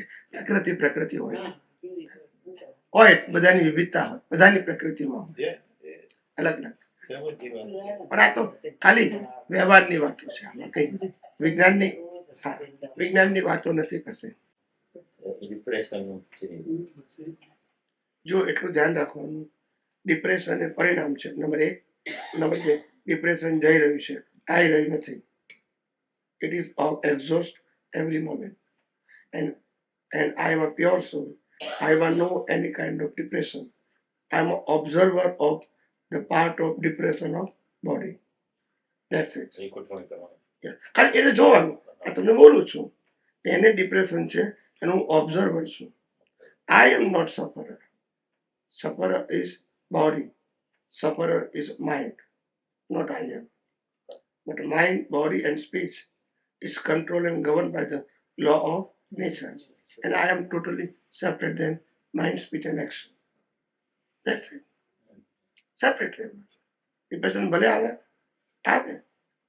મેં કીધું ને, ડિપ્રેશનમાં 2 સાઈન આવે, ઊંઘ ના આવે અને ટેન્શન, ભય. 2 વસ્તુ હોય કોઈને પણ આવે તો. અને પછી ટેબ્લેટ લે ઊંઘવાની એટલે એડિક્શન.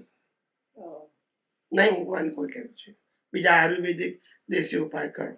બહુ એક્સ્ટ્રીમ થઈ જાય થોડા સમય માટે, ઇઝ ઓકે. પરમેનન્ટ નહીં કરવાનું.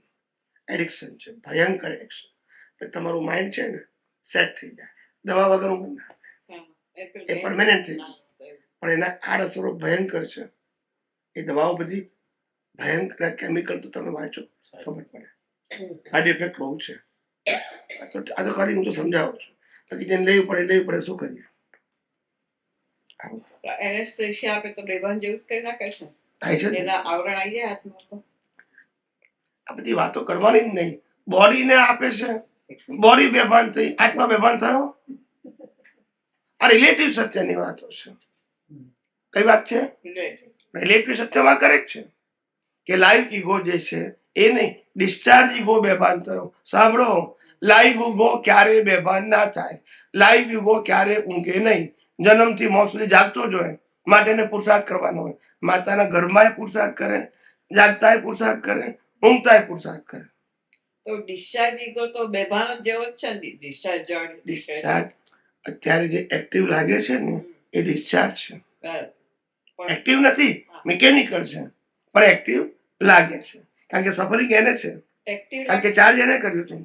તો પછી ઇન્જેક્શન આપે છે તો અસર એ ઈગો ને થાય. હા, સમજાવ. ઈગોને ઇન્જેક્શન ના આપવાનું હોય, બતાવું. ના, એ તો બોડીને આપે. હા, એ બોડીને આપે ને એટલે એની જે સેન્સ છે ને, જે આ ડિસ્ચાર્જ સાથે જોડાયેલા ઈગોની સેન્સ, એ સાયલેન્ટ થઈ જાય.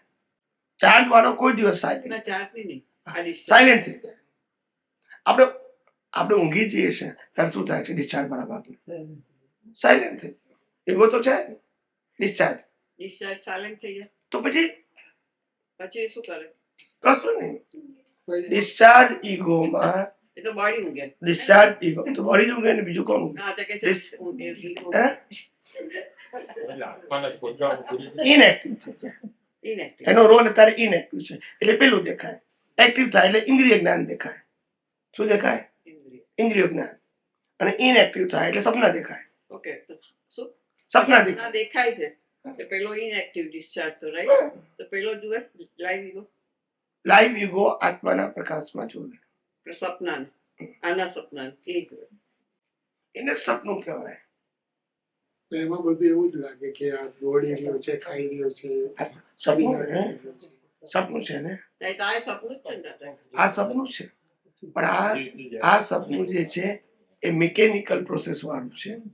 પેલામાં મિકેનિકલ પ્રોસેસ નથી, ખાલી પિક્ચર છે. એમાં બોલતા ચાલતા દેખાય. પિક્ચર પિક્ચર જ બોલતું. આ થિયેટરમાં પિક્ચર જોયું ત્યારે શું છે? કોઈ માણસ છે માનું પિક્ચર જ છે. હા, પણ બોલે ચાલે છે, ગાય છે. આપણે એ બધું પિક્ચર છે. આ પિક્ચર જ છે ને બધું. આ બધું ફિઝિકલ છે. મકાન છે, માણસ છે, ખાય છે, પીવે છે. ત્યાં તો કશું જ નહીં, બધું દૂરદર્શન જોવાનું જ. આત્માને કોથરામાં પૂરી દીધે એવું કે છે ને દાદાઓમાં. ઇન્જેક્શન આપે અને બેભાન કરે, ઓપરેશન કરવાનું હોય કે ઇન્જેક્ટ કરવાનું હોય તો આત્માને કોથરામાં પૂર્યો એવું કહેવાય. આત્માની જાગૃતિ જેને પણ નથી, જ્યારે પણ નથી, એ બધાને કોથરામાં જ પૂરેલું છે. બધા જે છતાં નથી એવું જેની જાગૃતિ છે તો કોથરામાં જ છે ને. અને આ તમે અત્યારે હું શુદ્ધાત્મા ભૂલી જાઉં છું એ કોથરામાં જ પૂરેલો છે. પણ એ જાગૃતિથી કોથરામાં. આત્માને તો કોઈ લેવા દેવા નથી, પણ you are not aware as I am a pure soul એટલે કોથરામાં પૂરી આવે. બાકી એને કશું ના થાય. એને આત્મા બેભાન થાય નહીં, લાઈવ કોઈ બેભાન ના થાય, પ્રકૃતિ બેભાન થાય, લાઈવ કોઈ બેભાન ના થાય. તમને કદાચ જો કોઈ ઓપરેશન કર્યું હશે તો એને ખબર હશે કે અંદર બધું તમને ખબર પડે. ડોક્ટર આમ કરે છે, આંખો બંધ કરીને વેદના ના થાય ખાલી, બાકી બધું ફીલ થાય. બંધ રાખે, આવા હજારો અનુભવ થાય. આંખો ના ખુલ્લી હોય, ડોક્ટર અહીંયા ટચ કર્યું, અહીંયા ટચ કર્યું, આમ કર્યું, ખાલી વેદના ના થાય. આમ ચીડો મૂકે તો વેદના ના થાય. આંખોને કેમ અસર ના થાય? આંખો બંધ જ હોય. કેમ? આ બધી સેન્સીસ ઇનએક્ટિવ થઈ ગઈ હોય. પણ ઘણા છે ને આ નીચેનો ભાગ એ જુદું કહેવાય. જોતા હોય એને લોકલ એનેસ્થેસિયા કહેવાય. એને લોકલ એનેસ્થેસિયા કહેવાય. બોડીનું એનેસ્થેસિયા જુદી, અને લોકલ જુદું. ના એટલે બે છે. ધારો કે મારે આગળ ઓપરેશન કરવાનું હોય તો આટલો અહીંથી અહીંનું જે સેન્સ હોય અહીંથી બેરું કરી નાખે, આંગળીઓ કામ કરે, આ ના કરે, ડ્યુટી થઈ ગઈ. હમણાં મારે નાકમાં નાખ્યું હતું, પેલું શું કહેવાય એને, આપણે એન્ડોસ્કોપી. એ શું એન્ડોસ્કોપી શું? કેમેરો અંદર નાખે, કેમેરો અંદર નાખી જો એને એન્ડોસ્કોપી કહેવાય. એની અંદર શું બહુ સાંભળ્યું મેં છેલ્લા. એક મિનિટ કહું આ શું છે? એ તો આપણે ગળામાંથી નાખીએ. મને નાખી નાખી કહું. હમણાં જ હું હરાલે જઈને આવ્યો અને હું ન્યુયોર્ક ન્યુજર્સી હતો, એને ગળામાં નાખ્યું હતું. ગળામાં પણ કઈ રીતે નાખ્યું એ કહું છું. નાકમાં તો એને અંદર 8-9 ઇંચ નાખ્યું. નળી નાખે. હવે કેવું ગુંગળામણ થાય હમ. ખ્યાલ આવ્યું? એટલે પ્લસ સ્પ્રે નાખ્યું, સોરી સ્પ્રે નાખ્યું અને આ ભાગ બેરો થઈ ગયો. નાખી તો અસર ના થાય, ખાલી તમને એમ લાગે કઈ કયું અંદર આમ ખીચખીચ કેવું કશું ના થાય, ગલી પછી ના થાય એવું. અને એની રેન્જ જો 1 કલાકની, 1 કલાકમાં બધો પ્રયોગ કરી નાખવાનો. એટલે પહેલા આમાં નાખ્યું અને પછી વિડીયો લીધો, આપણને બતાવે વિડીયો, એ તમારે ફોટામાં લઈ લેવાનું, એ રેકોર્ડ કરે તો સેવ થઈ બધું કેમેરાથી જુએ. અંદર બધું વોકલ કોડ ને બધું એને ચેક કર્યું. એવી રીતે અંદર કેમેરો બધું બતાવે, ફોટો બતાવે. યા એવું. પછી પેલું દેખાય છે કોલોનોસ્કોપી ને એટલે એને લોકલ કહેવાય. એટલે આટલું બેરું કર્યું, આટલો ભાગ બેરો કર્યો અંદર સ્પ્રે કરીને, આખું બોડી નહીં, બાકી બધું નોર્મલ હોય. દાદાને સર્જરી કરી તો કશું નથી, કોઈ ઇન્જેક્શન કશું નતું આપવા દીધું દાદા. ના એક્સિડન્ટ હોય પણ એમનું ઓપરેશન કરાવ્યું નતું ને, કશું કાપવાનું થયું હતું? કરાવ્યું નતું. કીધેલું ડોક્ટરે, એમને કરાવ્યું નહીં ને, એમને કરાવ્યું. ઓપરેશન ક્યાં ખાલી આ ફાટી ગયું હતું તેને એ બધી ટ્રીટમેન્ટ કહેવાય, આઉટડોર ટ્રીટમેન્ટ, આઉટ બોડી. ના આઉટ પેશન્ટ દવાખાનામાં જતા. જયારે એક્સિડન્ટ થયો ને ત્યારે બહુ માર વાગ્યો હતો, પછી છોરાઈ ગયું હતું, બહુ થઈ ગયું, જીભ ઉપર ટાંકા આવ્યા હતા, બધું અમે તો જોયેલું બધું. પણ તે વખતે દાદાએ હોસ્પિટલમાં પણ રહ્યા હતા, પણ ચીરીને ઓપરેશન નહીં ખસ્યા. અહીંયા બધું છોલાઈ ગયું તો અહીંયા છોલાઈ ગયું, નાકે અહીંયા આખો ભાગ લોહી વાળો થઈ ગયો. ઓપરેશન ના કરાયું, તમે બેભાન કરવા પડ્યા. એટલે દાદા ના પાડી.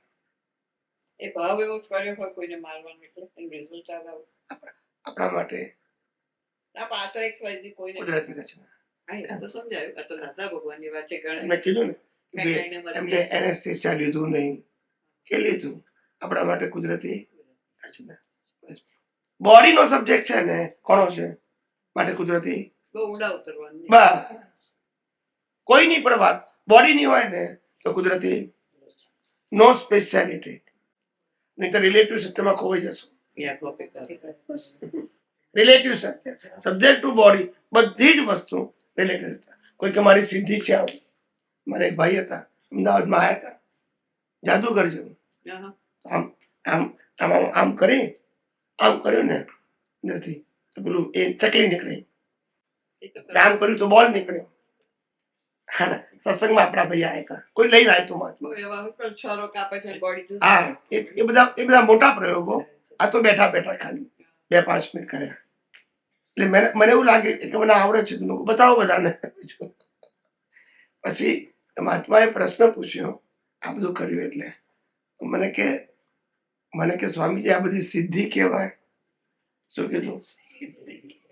સિદ્ધિ કહેવાય. મેં કીધું આ આત્માને વેચવાની રીત, અનંત શક્તિઓ ભૂલી આ વિનાશી શક્તિઓમાં પડ્યો, માન સન્માન ને પૈસા માટે. બીજું નથી કે સામાન્ય હિપ્નોટાઇઝ કરે કે કશું પણ બીજી વિદ્યા, અને એની પાસે જે કરવું હોય ને એ કરાવે. હમણાં થયું હતું આપણા મહાત્માને કોકને, સુશીલાબેનને પણ થયેલું વર્ષો પહેલા મોટરમાં પહેલી. તો તમને ખબર ના પડે, તમને કે એ કે ને એ પ્રમાણે તમે બધું કરો. પૈસા આપવાનું કહો તો પૈસા આપી દો, પછી તેની અસર થયું કે મેં કેમ કર્યું, એમને થયું હતું રેલવેમાં. અને બીજા એક બહેનને આપણા છો એ કહેતા હતા, એટલે પછી વાત કરીશું. આવી રીતે પૈસા આપવાના આપી દે, કેમ કે આપું તો કે એમાં બેન તમને ખબર છે અત્યારે તો ઇન્ડિયામાં આવું બધું બહુ ચાલે છે તમે ફોન પર તો કે આ ફોન પર આખું તમને કરી નાખે એ કેવી રીતે કરે ફોન પર હા. એ મેં સાંભળ્યું નથી. નહીં, ફોન પર ફ્રોડ થાય છે, હિપ્નોટાઇઝ ના થાય. હા ફ્રોડ થાય, ફ્રોડ થાય, એ તો હિપ્નોટાઇઝ ના થાય. ના ના એને જ કહ્યું મને કઈ ખબર હતી ના એટલે એ છે ને કોઈએ અમને જેમ કીધું કે ફ્રોડ થાય, હિપ્નોટાઇઝ ના થાય, કારણ કે એ પેલું સામેવાળો તમને એવું ઇમ્પ્રેસ કરે કે હું IRS માંથી બોલું છું, Yes. તમે આ જગ્યાએ આટલી ચોરી મને ખબર ના, છે. આ તો છે ને આ અમને એક મહાત્માથી બીજા મહાત્માને પૈસા જોઈએ છે કે જેની પાસે મિલિયન્સ પડ્યા છે તો કે ના આ અમને જોઈએ છે અને તમારે મોકલાવાના છે એટલે એ ફ્રોડ કહેવાય. એ ફ્રોડ કહેવાય. પણ સામાન મેસ હંમેશા પેલું સામ સામે હોય. એ તો ફોનમાં ના થાય, ખબર. ના પ્રિન્સિપલ થી ના થાય. પણ ફ્રોડ થાય. hypnotize તો નજરથી ઇન્ડિયામાં આવો તમે તો એક જ વસ્તુ ધ્યાન રાખવાની, તમારું એકાઉન્ટ હોય તો કોઈ પણ દિવસ કોઈને ઓટીપી આપવાનું નહીં. એ શું OTP એટલે કે તમે જ્યારે withdraw કે કરો ઓટીપી એટલે તમારું ખાતું ઓપન કરવાનો પાવર, બેંક એકાઉન્ટ ઓપન કરવાનો power. Then he can do anything. એ તો Once you open your account, he can do anything. બધી રકમ ટ્રાન્સફર કરી નાખે. ઓટીપી એ તમારા જે એકાઉન્ટ હોલ્ડર હોય ને એના મોબાઈલમાં જ આવે. પછી બીજું એ તો તમે જ્યારે કનેક્ટ કરો ત્યારે તમારે બેલેન્સ જાણવું હોય કે તમારે વિથડ્રો કરવા, હા. ડિપોઝિટ કરવા, એટલે જે વ્યક્તિ તમારો નંબર જાણતો હોય, બરાબર છે, એકાઉન્ટ નંબર, બેંક અને બ્રાન્ચ, એની પાસે ઓટીપી ના હોય પણ આ બધું નાખે એટલે પેલો બેંક વાળો ઓટીપી માંગે. ઓટીપી તમારામાં આવે, એનામાં ના આવે એટલે તમે ઓટીપી આપો એટલે એ ખોલી ગયો. સમજી. Then he can do anything. આ લોકોના પૈસા જતા રહેશે એટલે ઓટીપી નહીં આપે. ઓકે, રેકી કરે એ શું હોય છે કશું જ નહીં. એક જાતની માનસિક પ્રયોગ છે સાયકોલોજીમાં. સારા વાઇબ્રેશન્સ. હા કે છે નેગેટિવ એનર્જી હોય તો ના કરે પણ પેલી એની ઉર્જા પોઝિટિવ હોય આ રેકી કરે, મટાડી દે રેકી કરે કે મેસ્મેરિઝમ કરે. વન્સ અગેન કુદરતી રચના. પણ એ સાયકોલોજીકલી કરે આપણા હિસાબ હોય તો હિસાબ હોય તો. ડરવાની જરૂર નથી. ના સમજવાની છે. ના, અંતે પાછું હલાવી દેવાનું કુદરતી રચના. પણ આપણે એ તો કોઈને ભય થી જ આપે, મારે જતા રહેશો તો મેં આ ભય માટે નથી કહેતો, ખાલી જાણો એમ. મેં કહ્યું કોકને કે તમારે ફાયદો છે ટ્રાય તો પછી શું થાય